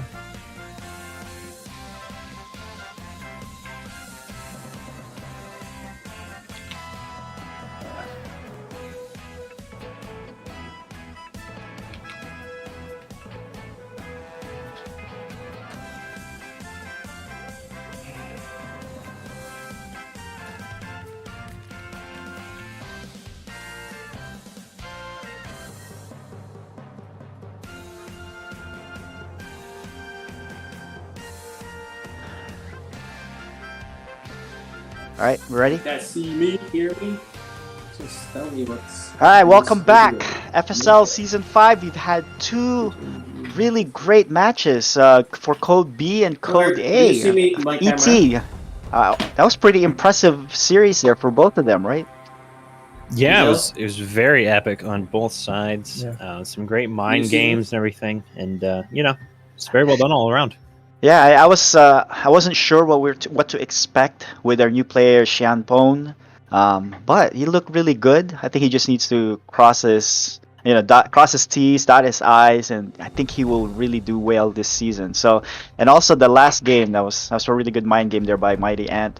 But now we're moving on to 2v2. It's actually the favorites of a lot of the players. They love this 2v2 format, and this season we figured out a way to be able to show their faces while playing. So we finally solved that, have a solution for that specific problem we've had previously. And let's actually interview our players here before we start. Let's bring them up. Joining us now are the 4 players from Benzel and the Purifiers. Let's start with Team Benzel. Players Mizel and Sir Maligan. How are you both doing? And are you guys ready for tonight's game? Hope so. We haven't played, so we just did our 2 warm-up games. Yeah, we're pretty ready for this one. Pretty ready. All right. How about our Team Purifiers here with Cyan, and we finally get to see Ghost Chant. Ghost Chant, Cyan, how are you both doing? And are you guys ready for tonight's match? We are definitely ready for tonight's match. We did a few practice matches earlier, so we feel pretty confident tonight. All right, ET, do you have any questions here for our players before we get started?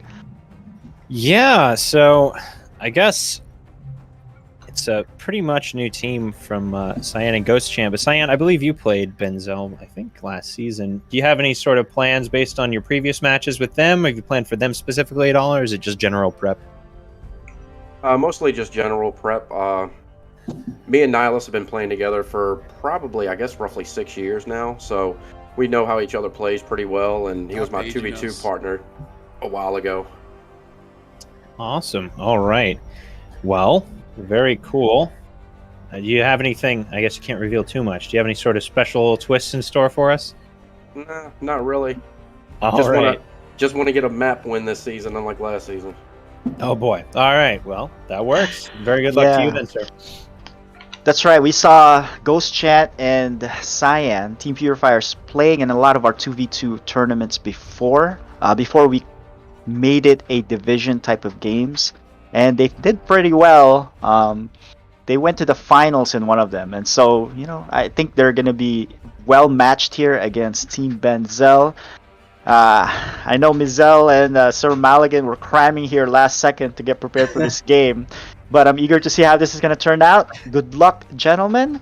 You guys can go to your respective lobby so you guys can chat while playing, and then we'll talk to you guys after the match. Good luck and have fun.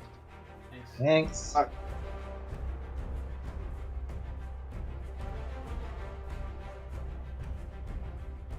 All right. There you go. They're in their respective lobbies here.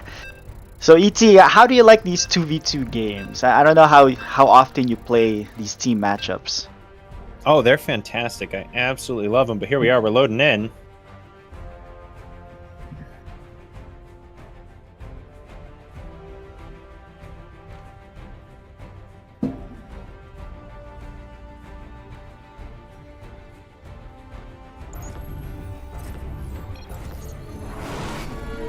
You are watching FSL Season 5.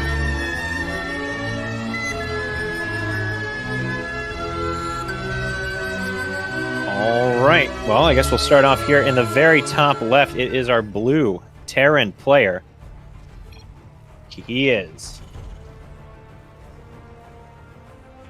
DLS Mizel.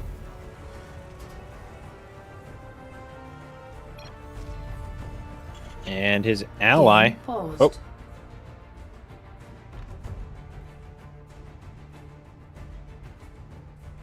Potentially some lag. Some other issue. Obviously, Mizel, playing from practically the other side of the world, sometimes does have some ping issues, so... Yeah, and I think he solved the issue last season. He started doing a VPN to the West server, which actually alleviate the ping, and it made it a lot playable. So hopefully... the ping is not the... Oh, they couldn't hear each other. So yeah. All right, so at least it's not a ping issue. They forgot to mute the ninja voice thing. All right, I think we're ready to go. The music gets started. I don't want to just unpause without the consent of the other players. Here we go.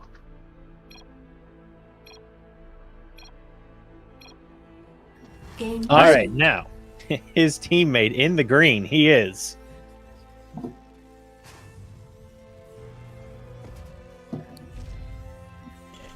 And their powers combined, they form. Denzel.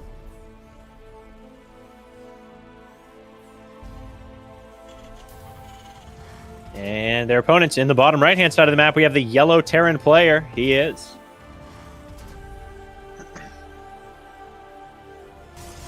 And his ally in the orange, our singular Protoss, he is. Cyan.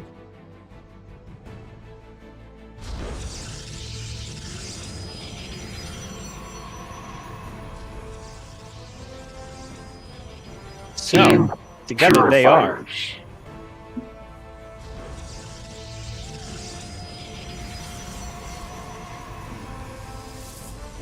Now, interestingly enough, you could really say that Benzel's little player team intro was pretty much designed for this season. I think they used it in one, maybe two matches of the previous 2v2 season. But it is an epic logo. Whenever they got around to making it, they made it good. What can I say? So, very nice to see once again. Now, as I mentioned, we have 3 Terrans and 1 Protoss. So we could see some interesting things happening from that. Right now, everybody's just starting to worry about expansions and things like that. Although there's only 1 expansion coming up thus far. Everyone else teching it up pretty hard. So we have a Twilight Council coming out for a Protoss player, and factories coming out for our Terrans.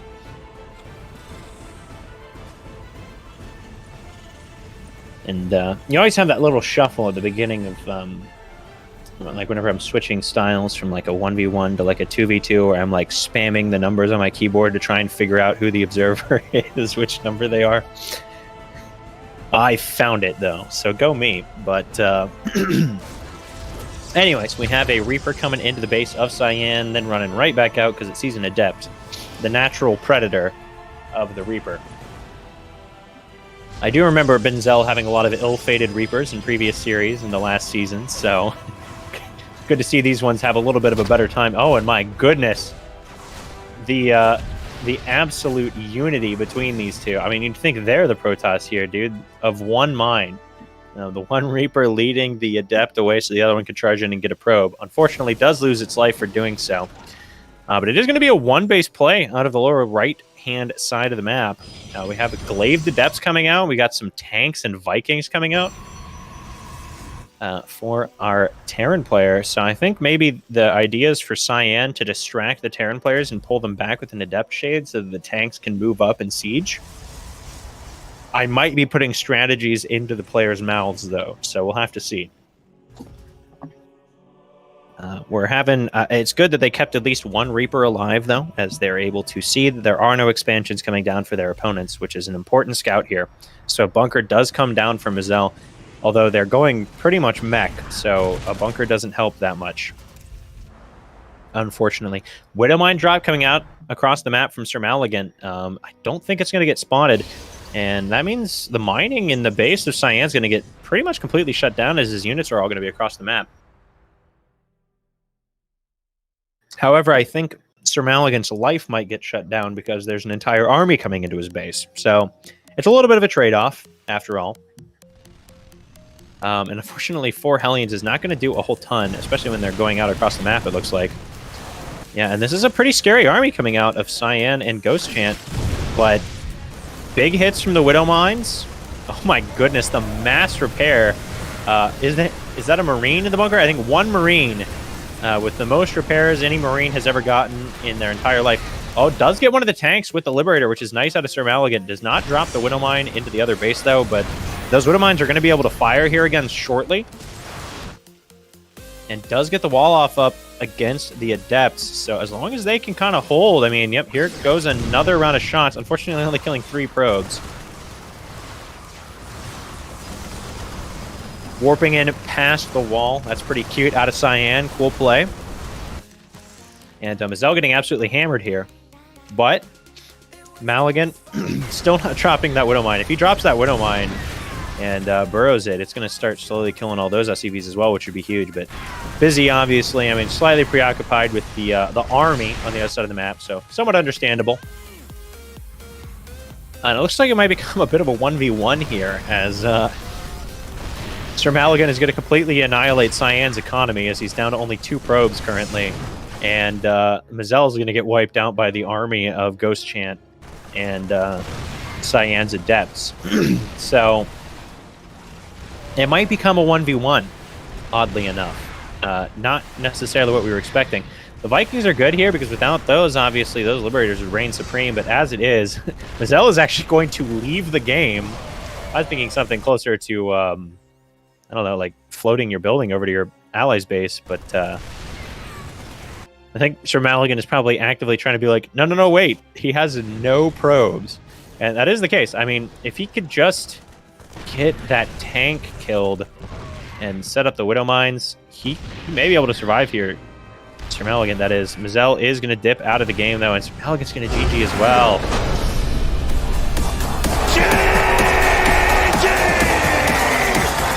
Team Purifiers. Cyan. Well played out of the Purifiers, but I feel like...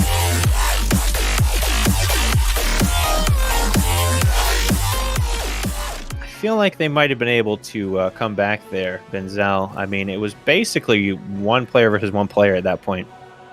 I think especially if he swapped into tank production instead of continuing to produce Widow Mines pretty quickly, might have been able to hold there. But I don't necessarily blame them for GGing out and getting on to the next game of the series.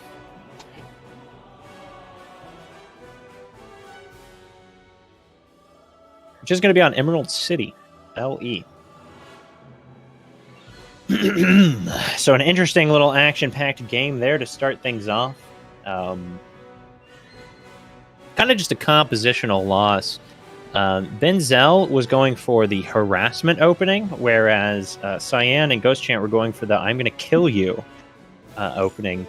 And the harassment opening oftentimes loses there because you don't actually have bulk units to fight.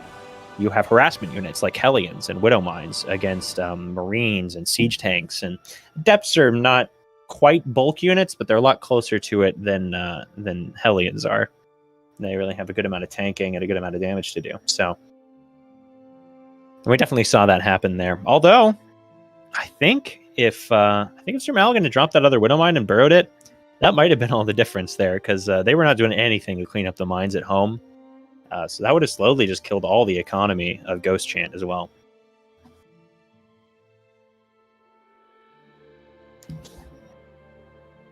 But we are loaded up into the lobby. We're just waiting on all the players to be ready. And then we'll see what happens in game number 2. Now, Emerald City is a very defensible map as far as 2v2 maps go. You kind of have the shared natural base with only like 2 ramps to defend from. So if they both, the defenders, whoever the defenders may be, if they're both working in tandem there, you'll be able to make a pretty good time of defense there. But it looks like our teams are ready, and yeah, we'll be loading in. So an exciting first game. We'll see what happens in the second, and we are loading in. Here we go.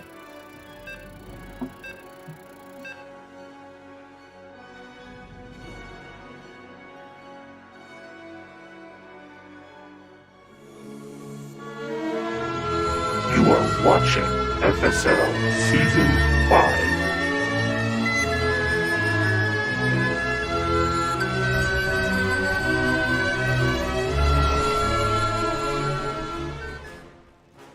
Game paused.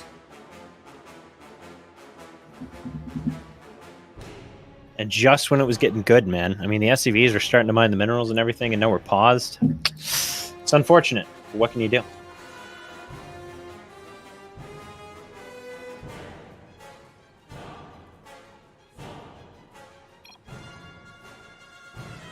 Possible ping issues, possible mic issues.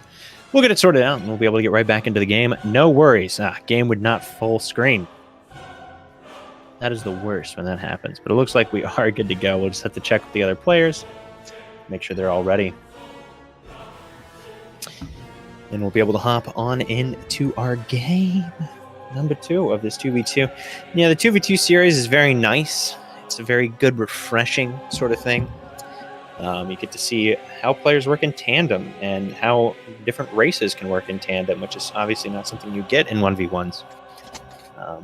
So you can see some really cool strategies come out here. Looks like all the players are ready, so we're going to go ahead and unpause. Game resumed. Now, here in the upper left-hand side of the map, our green Terran player, he is Sir Maligan.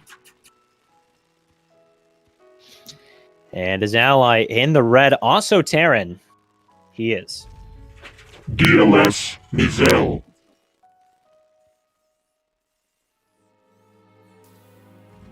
And together, they are Benzel.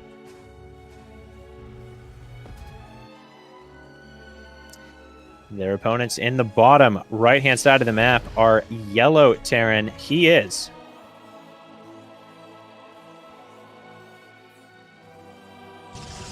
and his ally, the Soul Protoss, he is Cyan. And when you put them together, they equal Team Purifiers.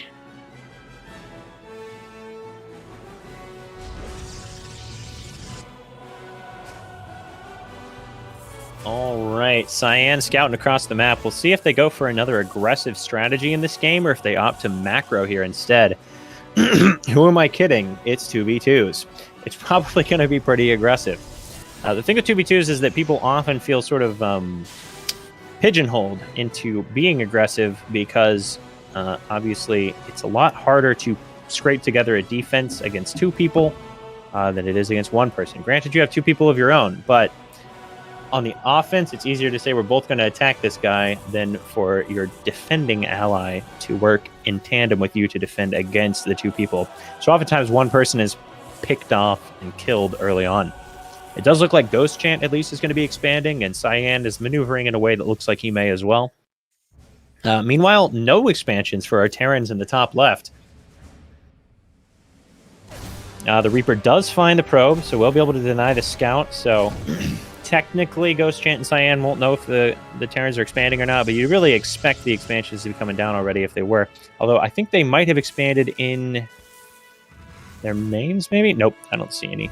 I don't see any command centers. So they are indeed going one base, which is pretty much what they did last time. Mazel did expand, so that is a slight difference. But it looks like Cyan and Ghost Chant going for a lot bigger macro this game, which I think is a good adjustment based on the map. The map is very good for macro. And they're hunting down all those scout and SCVs. Uh-oh. There we go. Started to run back. Wait. Oh, these are two different teams' Reapers. Okay. Ghost Chant is losing this battle, but will he be able to run away? Not quite. All right. So it does clean up the Reaper, but the Reaper gets an SCV, so not the end of the world. Mazel is now expanding. Maligan looks like going for the same Widowmine drop, I want to say. But it looks like Mazel might also be going for a little bit of a Widowmine drop as well, which can be good on this map. There's a lot of airspace into the main bases of their opponents. So you got good opportunities to make something happen with those drops. But there is a robo facility coming down for Cyan. Could have detection out in time for that. And making some stalkers, which are pretty good at dealing with Widowmine drops, as they can shoot the medevacs and they deal good damage to the Widow memes.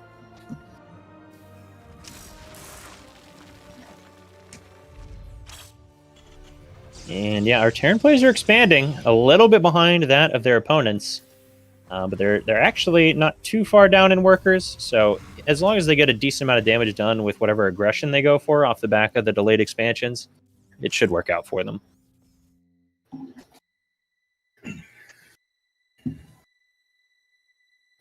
And one Widowmine trekking across the map behind this Reaper, who is going in for a scout, sees a lot of economy for his opponents.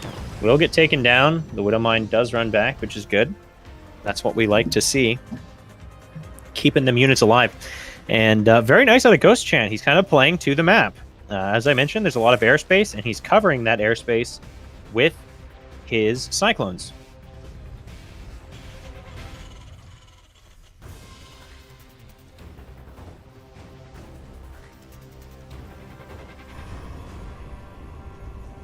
And the tank is moving down to cover. We got Blink coming out for a Protoss player. You might notice I point out things he does a little bit more, and that's because he's unique.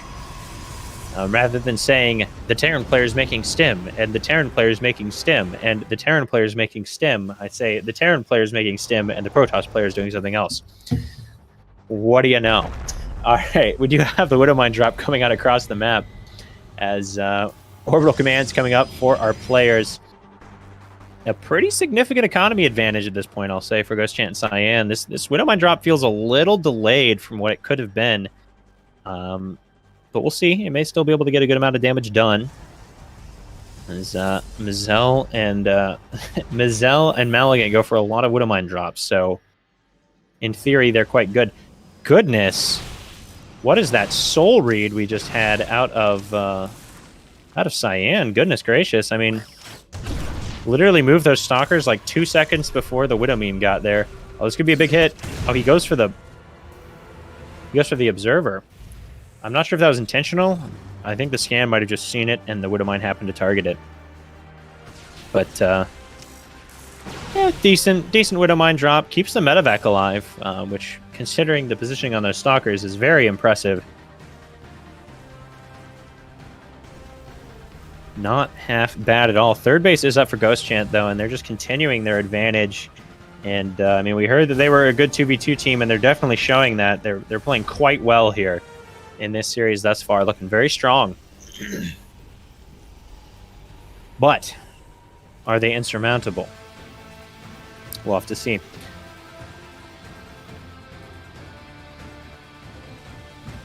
Meanwhile, on the other side of the map, it is Bio.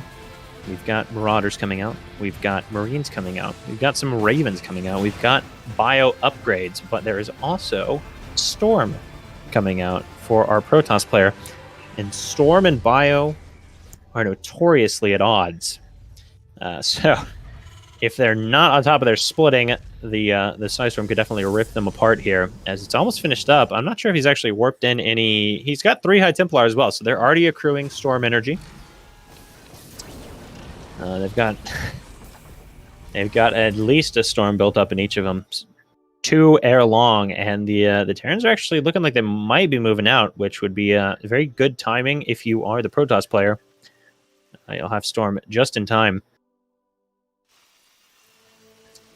We definitely see a big expansion advantage coming out for the team in the lower right, and here comes those Terrans, like I mentioned. And I will say, the Purifiers do not know about this move out. So they could get caught out by it. Although, depending on how good they are at reading situations, the fact that nothing's coming to deal with that Cyclone might be a bit of a giveaway. But it looks like they might actually be able to just collapse on the army of the Terrans from each side with Storms coming in from the front. Potentially. Oh, are they going to... Oh no, cast Storm! He casts a Storm, it whiffs on the first one, the second one does good damage. The tanks are shelling away for the Terran players. I think a decent fight for Benzel.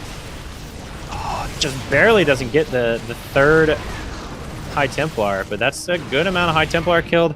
It was an okay fight. Not great, though. It was okay. Managed to dodge a lot of the Storms, so not the end of the world, but definitely not the greatest. Not out of the game by any means, though. Although there is a fairly significant supply advantage for the team in the bottom right now. A lot of that is in workers, but that's going to rapidly convert into army. Although it looks like Ghost Chant definitely could use another barracks or 3, as he is floating a lot of minerals.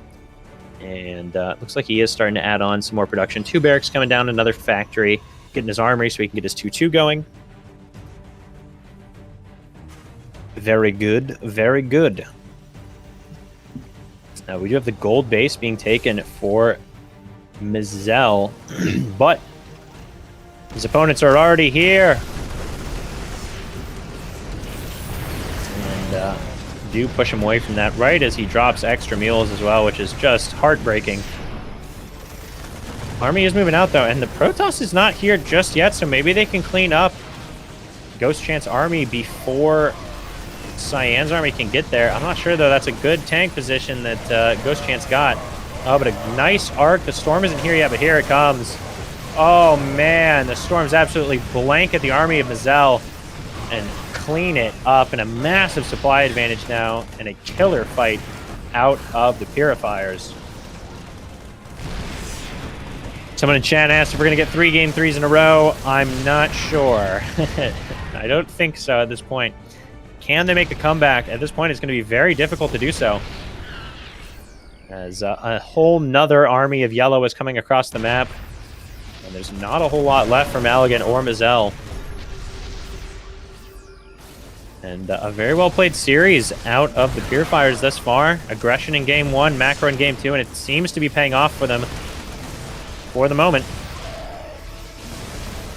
Mizel's got 2 bases in the air that he can't land to use at the moment, which is an unfortunate spot to be. Another Storm blankets the bio of the Terran army.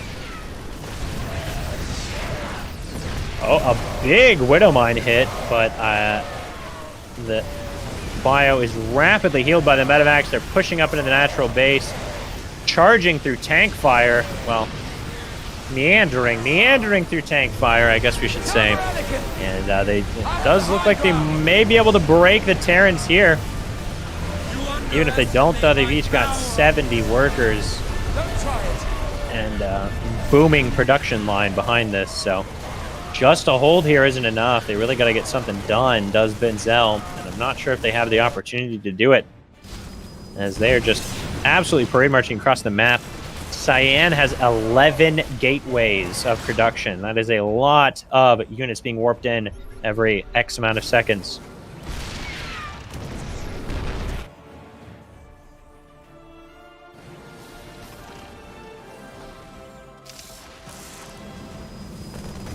Oh my goodness, 10 High Templar being warped in by Cyan and converted into Archons. Mazel has taken the gold base again and is slowly mining it with a single SCV. And a lot of mules at that other base, so they're getting an economy up. Maligan really needs to spend his money, though. He's floating a lot of minerals and gas. They're trying to do it. They've got a decent army they're trying to push out, but the tanks are there. Only one sieged up, but only about half the army moves forward, so the rest of it gets cleaned up. And a mass amount of charge lot Archon for the Protoss player. Cleans up Maligan's planetary fortress as well. Desperately trying to heal. Does not manage to do so. I mean, this is a hard position to break, so the Protoss players might not be able to, or the Protoss and Terran might not be able to do it right away. However, they are still up 4 bases practically, so it doesn't really matter if they can't clean it up right away. And it looks like they may be able to anyways. So, Blink Stalkers blinking in on top of the tanks. Very smart choice to start warping those in to be able to jump right onto the tanks and clean them up. And clean them up they have. Tanks pushing up onto the high ground, wrecking the natural base of Benzel. And a good effort out of our Terran boys with the Terran and Protoss power combined has proven to be too much as they charge into the base of the Terrans. GG well played is called, and that will be our series. Very, very well played out of Cyan and Ghost Chant. Maligan clinging on, but GG is called. Purifiers.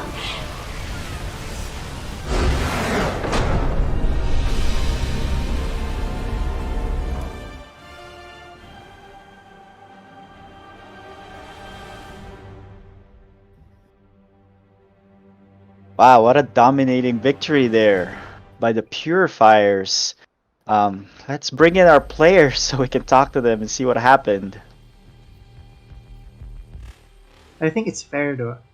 Joining us back again here are the 4 players. Congratulations to Team Purifiers, Ghost Chant and Cyan. Bro, And also, nice effort. Nice effort there by Benzel. So let's talk to Benzel first. Team Benzel, that game 1, I think you guys still had a chance. But number 1, I think Sir Maligan had a dropship just hovering over Ghost Chant's base with a single Widow Mine, and if you dropped it and then just burrowed it, and throughout the whole time it would, it would shoot, I think you guys might have taken it because Cyan had 0 probes. Mazel could have just float away somewhere else, and I think he would have held. You might have had a chance there, but why did you guys GG so early, Sir Maligan? I don't know. It was Mazel the GG first. I didn't want to go out. Yeah, I mean, first Mazel, he had no army, he had no SCVs, but he did have those 2 orbitals that he could have easily moved. Did you think it was really over there, Mazel? I mean, I guess you didn't see what's going on the other side? Yeah. I only had 6 minerals, so I can't really help out. Also, when I saw Gladeps, I countered it with Hellions, but I forgot about who's this guy? Ghost Chant, who had tanks. So yeah, I was like, okay, let's make bunkers, and it was too late. I didn't have enough army. Speaking of bunkers, there was that one hero bunker that just holding the line for the longest time, and eventually it fell, but it did did its job. It had a valiant effort trying to hold on. But ET, do you have any questions here for Team Benzel? Yeah, so game 2, were you kind of expecting aggression? It kind of felt like you guys were prepping for them to come across the map, and then you're like, they didn't come, so you kind of expanded, but it was a little bit behind. Were you kind of expecting them to come across the map and then just weren't really prepared whenever they macroed, or was that kind of the plan all along? I think we just wanted to do this standard game because we did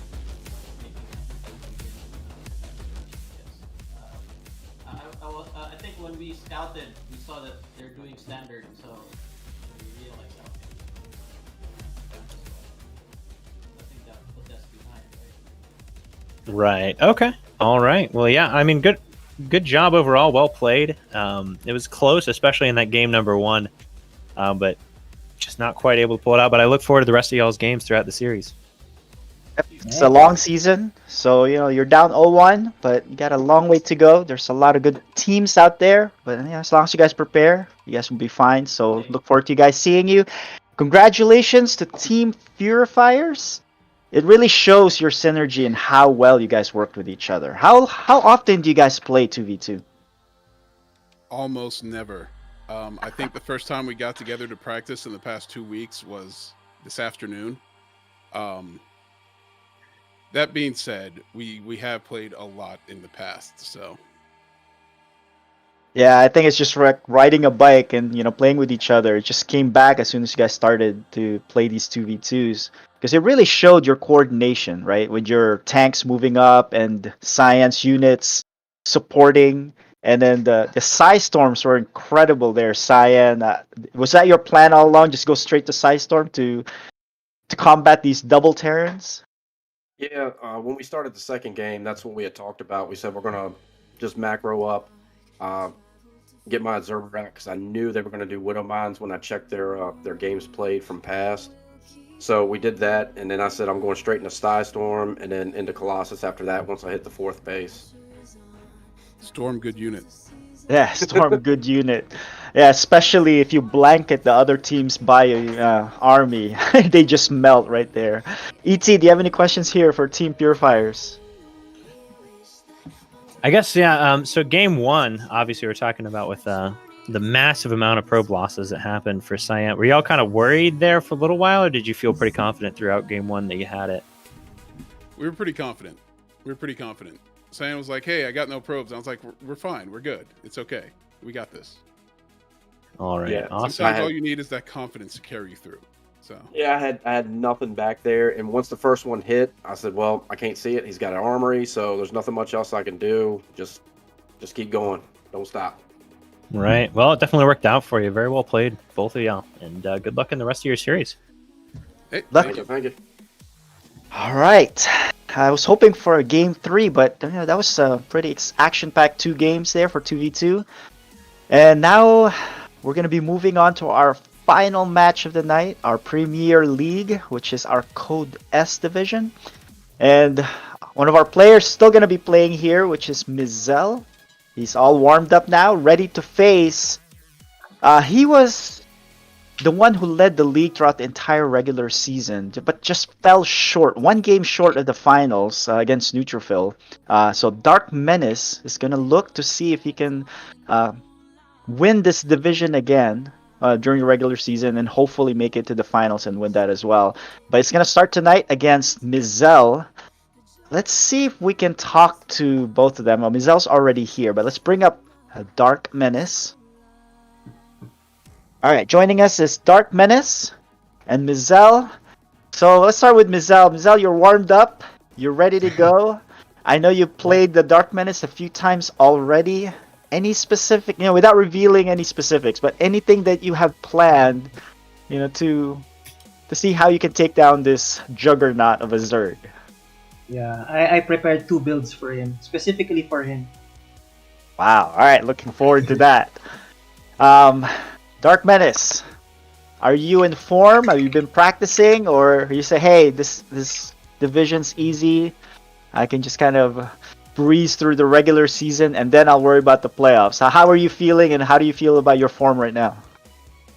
Not feeling that bad. I mean, I don't feel as good as last season, but I don't know. I think I'm confident for this game. Confident. All right. I'm actually excited to see this. ET, do you have any questions here for our players? No, I'm ready to see him go at it, man. Let's get to it. Let's get to it. Now I'm just waiting. I don't see Dark Menace online, so I can't invite him. But as soon as we get that, we can get this started. Okay. All right. But yeah, I'm excited. And we're gonna get started as soon as we get the players in the lobby. In the meantime, we're gonna deafen and mute you, and we'll talk to you guys after the match. Good luck and have fun, gentlemen. Thank you.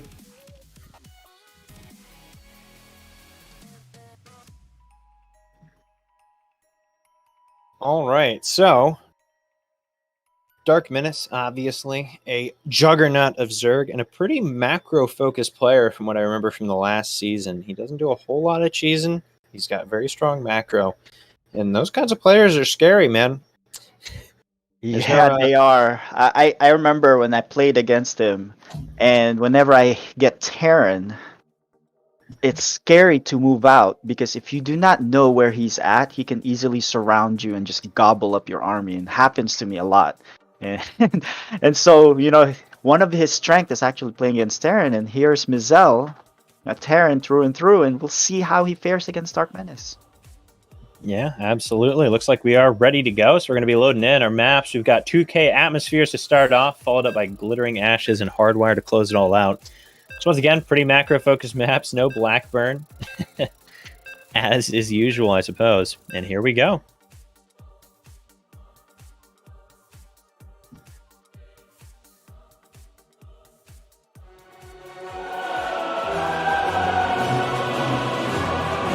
You are watching FSL Season 5.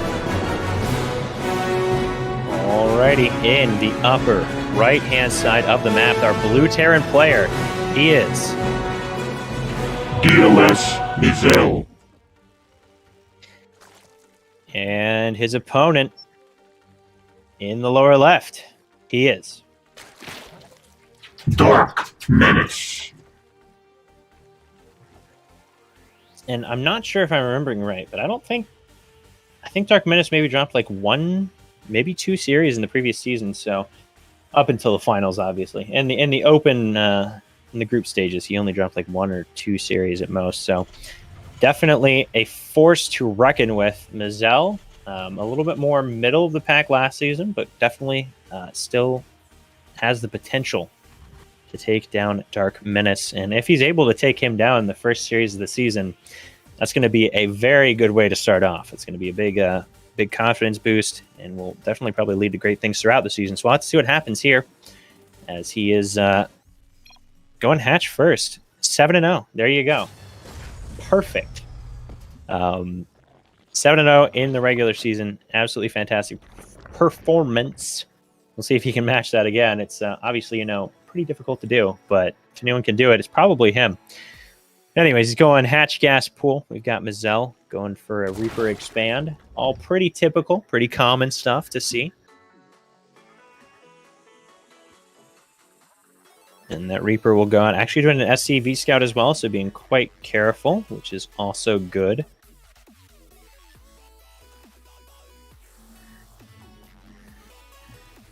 And Dark Menace Overlord getting across the map now as his hatchery and pool finish up. He'll be able to make those queens, get those injects going. And Code S is where you really start to see things start to become refined. Code A is where you kind of see build orders really starting to form and get cemented. And Code S here is where you really start to see it's like you're starting to get your build order kind of done, and you start worrying about the finer details of scouting what your opponent's doing throughout the game, adjusting on the fly to what you scout, and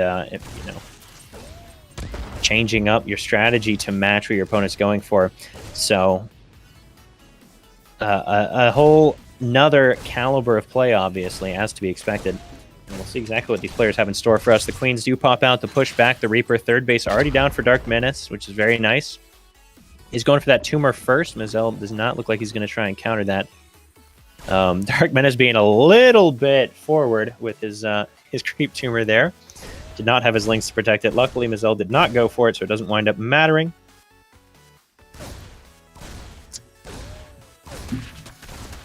And the Lynx trying to get the Reaper. Does manage to get away after taking a few hits. On Mizel's side of the map, we see a lot of money being floated.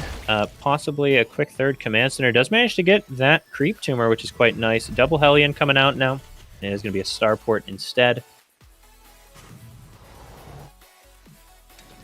So he is adding SCVs onto his natural base. Getting those mules down. And it looks like maybe a Zergling sneaking into his natural and is killing a couple SCVs, I think. Manages to kill one. He's looking for a second. It might get it. It looks like the Hellions will be able to clean it up. Oh, he does get it. 2 SCVs for 1 Ling. Those are the kind of cute things you start to see at this level, is people really just getting every inch out of their units that they can. Not only does he scout the natural there to kind of see what's going on, he sees that there's Hellions, but he also even gets 2 SCVs for 25 minerals of a Zergling. So that Zergling absolutely paying for itself in spades.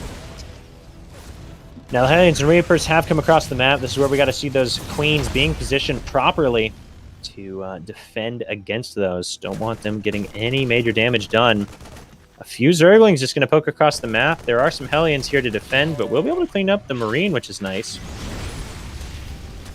Looks like the Hellions will clean that up. Does see the 3rd base coming down from Mazel, so that's a good scout.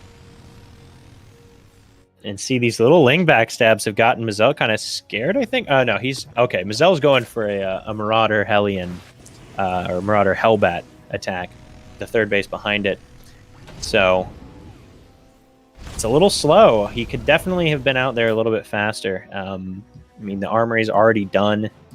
But it still has potential to do a lot of damage. I mean, Dark Menace has 6 Queens. He's making 6 Zerglings, but that's not going to be enough here.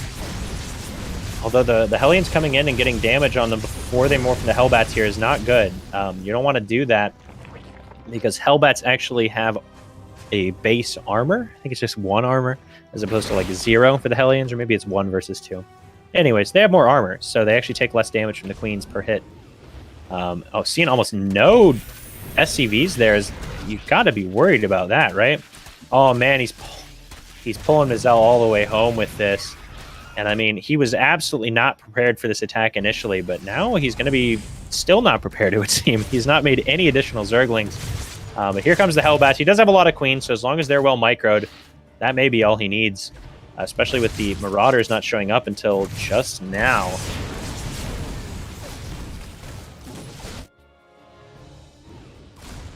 But 7 Roaches on the way. Already has a few out. So this should be a hold here for Dark Menace, and almost doubling the worker count of Mazel already is a scary sight if you are Mazel. The Hellbat's falling rather quickly, and without that buffer, the Marauders aren't going to last too long as well. Pulls the shot of the Widowmine with 1 Roach as well, and forces Mazel back, kills a Medevac, and Dark Menace looking very dominant here.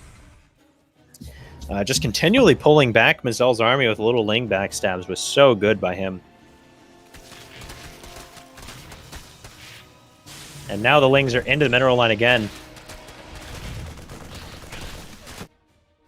And the Roaches are coming across the map. I mean, I just don't see how Mazel's going to be able to pull off a defense here, especially if he doesn't... Well, I guess he doesn't need to raise the wall because Mazel's going to... Or Menace is going to kill it anyways.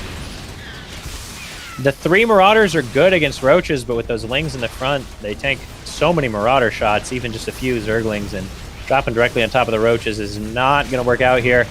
It looks like Mazel is going to fall in game number 1. Dark Menace looking quite solid here. And that build just not quite working out for Mazel. Dark Menace managing to pull him back repeatedly for just long enough for him to get out the Roaches that he needed to defend.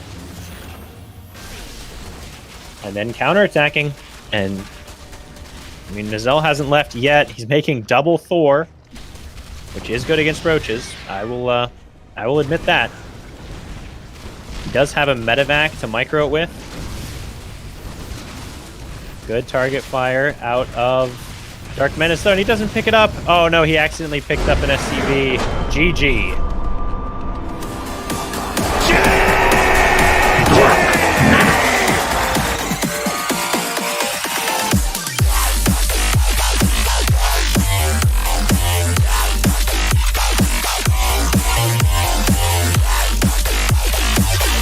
Well, an unfortunate game 1 there for Mazel. Dark Menace with those continual Ling backstabs looking so good.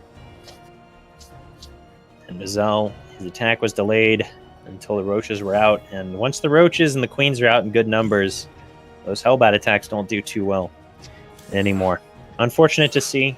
Good attempt, though. And a narrow loss. So definitely still potential in game 2 and 3. As game 2, as we can see, will be on Glittering Ashes. Another fairly macro-focused map. I know this one is not super popular at the pro level, or well, at least they have some not so endearing names for it. I don't know if those are just jokes or not. But another map where you don't have a ramp leading up in your natural, which is a little bit of a disadvantage, I think, for both players, depending on what exactly happens. Obviously, if you're up against proxy barracks, having the natural ramp can be nice. But against those Ling backstabs, having that ramp into your natural can be very nice as well for the Terran. Nonetheless, though, we are heading in. Here we go.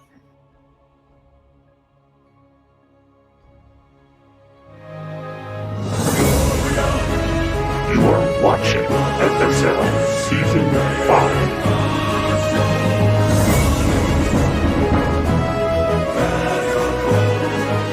All right, in the upper right-hand side, he's down 1-0. Will he be able to tie the series up? He is.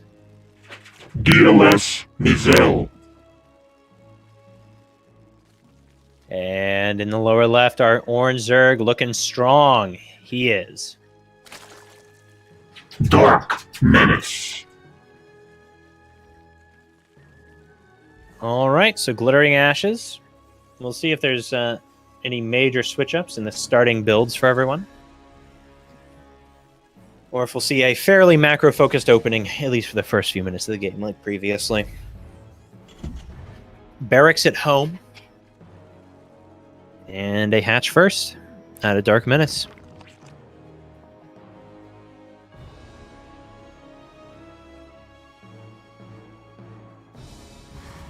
They make it so easy on these players these days. Back in my day, you didn't have a square drawn exactly where you should put the hatchery.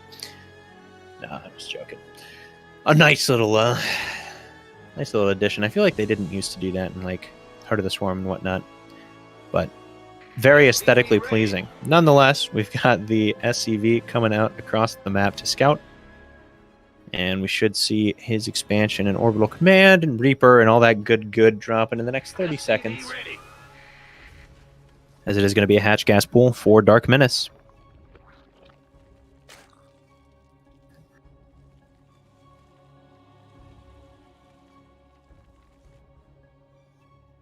And indeed, there goes the command center. Now, Mizel is a very aggressive player. I'm gonna make that description of him. He's very aggressive. Oh man, that looks very nice. The command center right in that square. Very pleasing. Now, as I say, Mizel, a pretty aggressive player. He likes to get in his opponent's face. And of course, there's nothing wrong with that. But we should probably expect to see some sort of aggression out of him in this game, just like we did in the previous one. And Dark Menace, in my experience, is the kind of macro player who's pretty good at the fairly early stages of aggression or dealing with them. The only games I can remember seeing Dark Menace lose was late mid game. As he's starting to transition to the late game, he looks a little vulnerable at times. But in those 5 to 10 minute attacks with Hellbats and things like that, he's generally looked very strong from what I've seen. So we'll see if that continues to be the case here. Or maybe Mizel will go for some sort of late game build. He's going for 4 gases. Double BC? I think this is double BC. I'm not sure, but there's not a whole lot else a Terran can make with 4 gases this early on. And it looks like he's going to chew away the Overlord, potentially. Now, Dark Menace is a very active scouter. So, if it is double BC, there's a good chance he'll see it coming. And it may not be. It might be something else. But generally, this many gases this early on signifies that, although he's not saturating hardly any of them. There we go. Now he's saturating them. So we'll see. Making a Viking as well. That's another potential for the double BC. I'd kind of like to see it. It's a strong build. However, we do see a pretty quick Roach Warren out of Dark Menace, so I think he's getting a little suspicious as to what's going on. And Yeah, still no second starport out of Mazel, so perhaps I was wrong. I'll be curious to see what he does with all this gas then. As he is only mining partly out of each of them, so isn't floating too much yet, but it's definitely starting to accrue.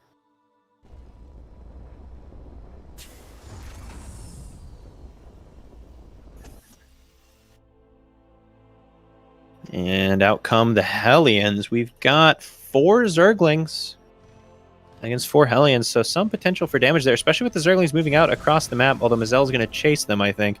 Going for a run-by is Dark Menace, as usual, I guess. Oh, you can dive past that queen, man. He's been hurt too many times before when he dove past queens directly into the waiting arms of like 30 Zerglings, so playing it conservatively. Can't blame him. It's going for Hellion Viking, it looks like. I will admit, not what I was thinking when I first saw 4 gases that early. But I'm interested to see, is he just planning on annihilating the overlords of Dark Menace? Just infinite supply blocks, maybe, is what he's going for. Oh, he could definitely dive past those queens. Oh, man. Dark Menace, though, on top of it. You may have seen that in the lower left-hand corner of your screen, but he immediately dropped an Evo chamber in his in between his gas and his hatchery there with that drone that's chilling there. So if they did choose to run past, he's already got a wall blocking them from getting to his drones too quickly. So very well played out of Dark Menace. Very on top of things. I don't know how he's not in Masters. I'm just going to be honest. Maybe he is in Masters. If so, it makes perfect sense. But we've got +1/+1 coming down for him. Almost 200 off. Okay, so very close to Masters League. That makes a lot of sense, because those are the kinds of things that are not easy habits to build. That was a very quick reaction. But anyways, we've got pretty much pure Roach coming out against Mech. So that's why we have the extra gases, I guess. Probably going into some sort of tank mech with some Vikings. He's got 7 Vikings right now.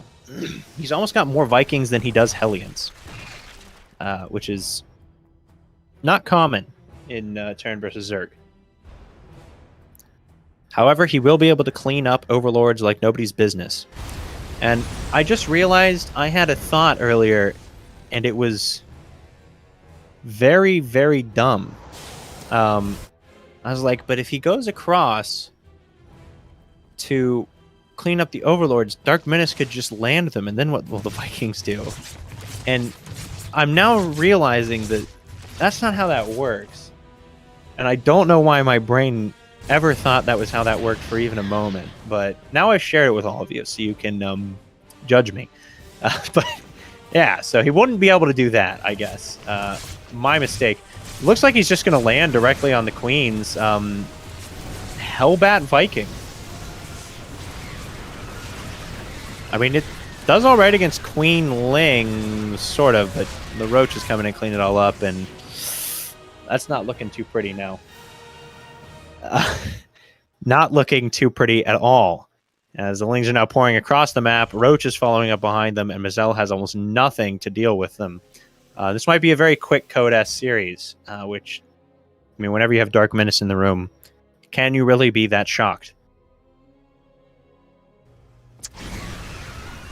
In they charge. I mean, there's 2 Hellions, but that's just not enough. Some Vikings, but Vikings versus Roaches is not a pretty sight. This may come as a shock, but Roaches aren't mechanical. Not even if they're Mecha Roaches, the Mecha Roach skin. So you live and you learn. GG's called.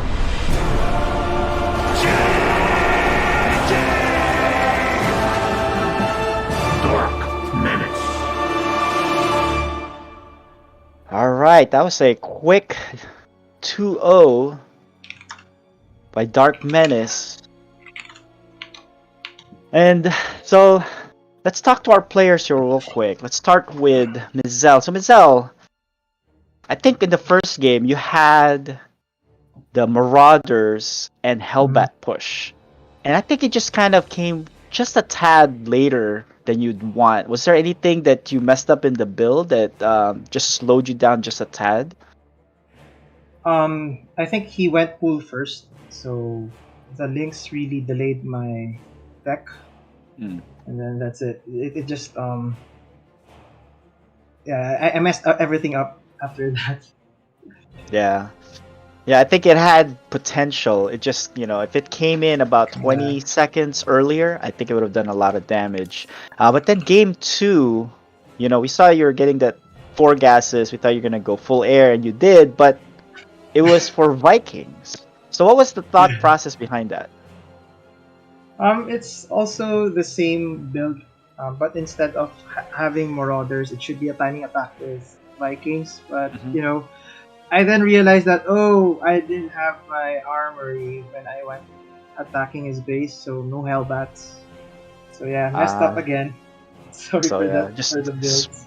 just small things, right? Small things that you didn't get to, accomplish, and those small things add up when you're playing against Dark Menace. So it's a good effort. Hopefully, you can clean up those little things when you face the other Code S's. It's a long season. We have 9 players, so you have 8 games total. You have 7 more to go.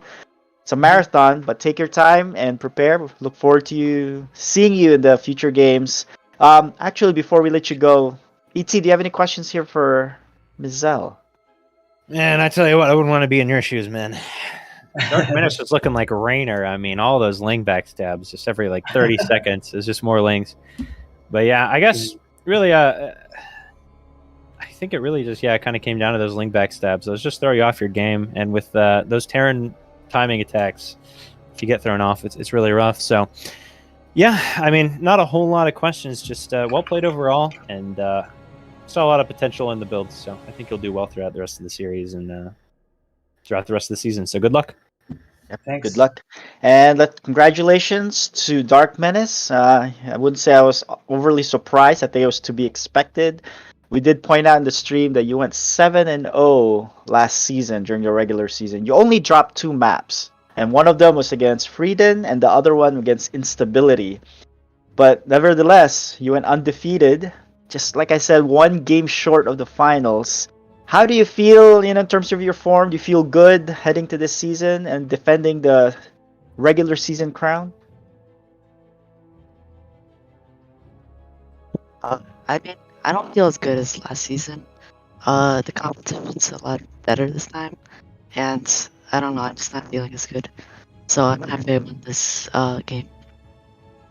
All right, well, you did look very on point today. Or one of the things that ET pointed out, that was a good preemptive block with a evolution chamber, right? If the Hellions were gonna dive in, and I think you were scouting diligently. You knew exactly what was going on, and you knew when to pull the trigger. So you look very good tonight, and hopefully you can keep that up. ET, do you have any questions here for Dark Menace? Yeah, so I was kind of wondering, did you think he was going for some sort of Hellbat attack there in game 1, and that's why you're doing so many Ling backstabs, or is that sort of just something you do pretty much consistently in ZBT? I had no idea what he was doing. I forgot to get Overlord speed, so I couldn't really scout. I was just doing the Lings, the backstabs, to throw him off, because I know if he gets distracted, it will slow down his push. All right, very nice. And slow down his push. It looked excellent there. And then obviously game 2 was pretty textbook as well. So very well played. I'd say you're looking every bit as good as you did last season, if not better, from my memory. So I'm looking forward to seeing the rest of your games, and good luck. Thank you. Good luck. All right, so that wraps up all the games for tonight. We had a long night, but kind of started a little bit later because of some technical issues. So hopefully we can wrap that up in the future casts.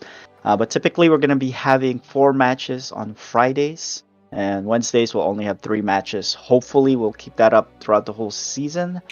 Thanks again, ET. That was a long marathon of a cast. I'm sure it gets tiring there at the very end, but we really appreciate you coming on. Yeah, I mean, I had my wisdom teeth removed just over a week ago, so it's a bit of a marathon, but I enjoyed it. Thanks for inviting me. Yeah, you're always welcome. Thank you for bringing in some fresh new players that joined us in this season. I'm looking forward to seeing them play. I was wondering if you were gonna play with us, but I mean, in your GM race, which one is your weakest race? However, so my weakest race is Terran, and I haven't placed in with it recently, so I don't know. But I've tried. I enjoy Protoss and I enjoy Zerg, but I never really enjoyed playing Terran. So I was like, And yeah, if I tried to play as I calculated it, if I wanted to play 2v2s as Protoss, my teammate would need to be bronze 4. So it just wasn't really doable, unfortunately. Yeah, so you weren't willing. How's your level for Zerg? Well, Zerg is my main, so that's Grandmaster. Oh, Protoss, I'm just under Masters 1, so about 4,700. And you weren't willing to trudge through the Terran race for this season, huh? No, nah, it's the fun StarCraft League, and I just didn't feel like I'd be having enough of it that way. Yeah, Terran is a very punishing race. That's one of my weakest races as well. But yeah, this is going to be a cool season. Let's bring in KJ Freedom if he has any final words. I think if we're going to do any drawings at all. KJ? Okay, so he's having technical difficulties with the mic. But with that, we can wrap up the night. Just a quick recap. The first match on Code B. It's a really pretty exciting match between Champone and Kitty Cat Gamer. I'm going to get that name pronounced properly as we go through the season. But it was pretty cool debut by our Protoss player. I'm looking forward to a lot of his games. Kitty Cat Gamer was really impressive in the way she improved from last season. So that was a good game. Code A was a surprise victory by Mighty Ant. He had a really good mind game set up there, earned him the victory. And then 2v2, we had Purifiers winning 2-0. Pretty convincing victory. You really see their synergy together as a team. And then finally, Dark Menace just makes it easy. Make it look easy there. Makes me want to play Zerg again. So, it was a good night. And we'll be back on Wednesday. Our schedule on Wednesday will be... we're going to be seeing the debut of Fenrir. And it's going to be matched up by a veteran in Cloak.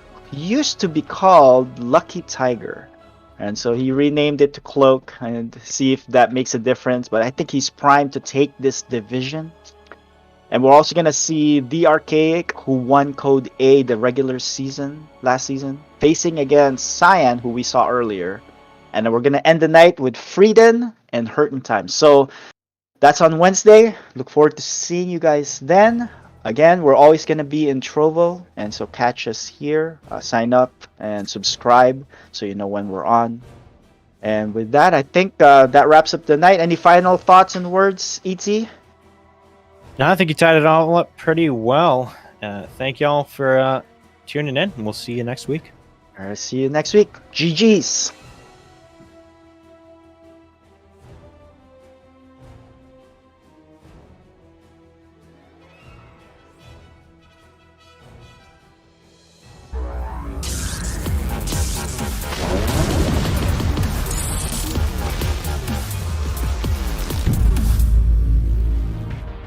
Sarah, what have you done? Kerrigan, the die you cast. This is the last day. Your swarm darkens the sky of any planet. Forget Minsk. Forget all of it. When we are done here, I will return to my people and accept their judgment. Command, we've found Kerrigan. She's holed up in a Zerg base. I made my peace long ago.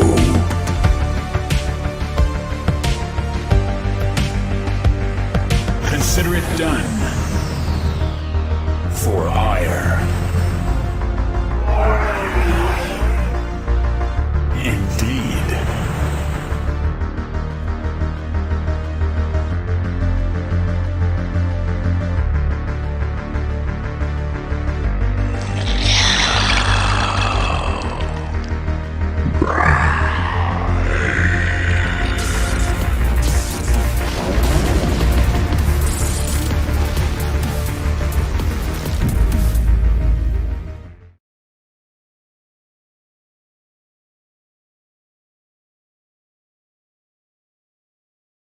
This is Olympus, a gorgeous map filled with god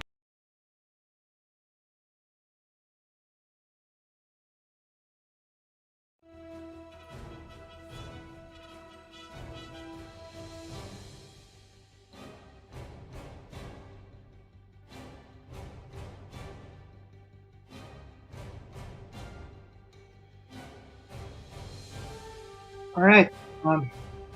So guys, we will be drawing 2 winners from the Philippines, and we have some viewers who registered already. It's Fine, Pokey, and DNV Gaming.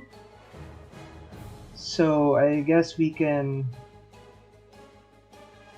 maybe remove the rest. Yeah, so those 3 who registered, I see who else is here. Yeah, so the 3, hold on.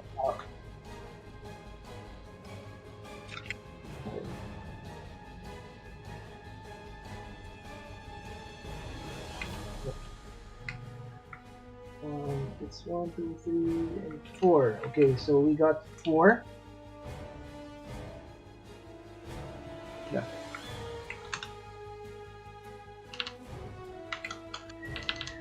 There we go. So we just need to update the names. So thank you very much for. And then we draw the first winner, and it will be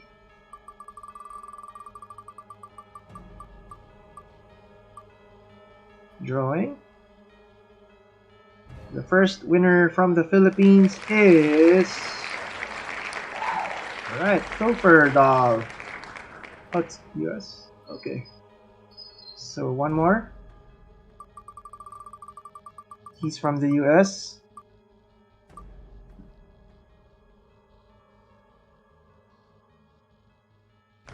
Okay. Alright, so the winners will be VNV Gaming and Pokey. So congratulations. We'll just contact you and you won the prize. Thank you very much for watching.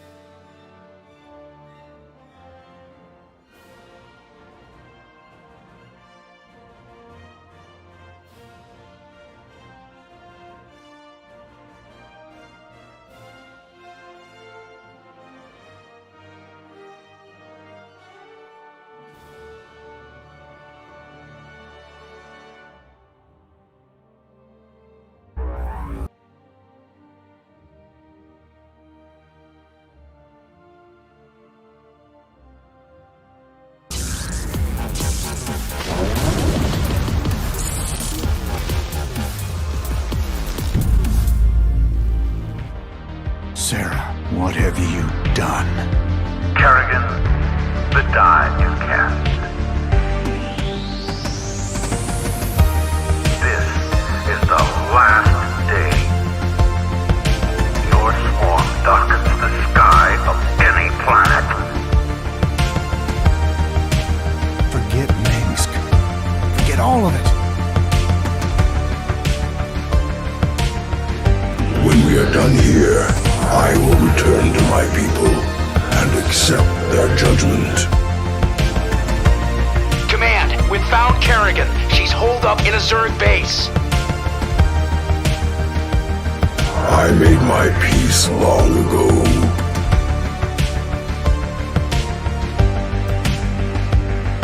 Consider it done. For ire.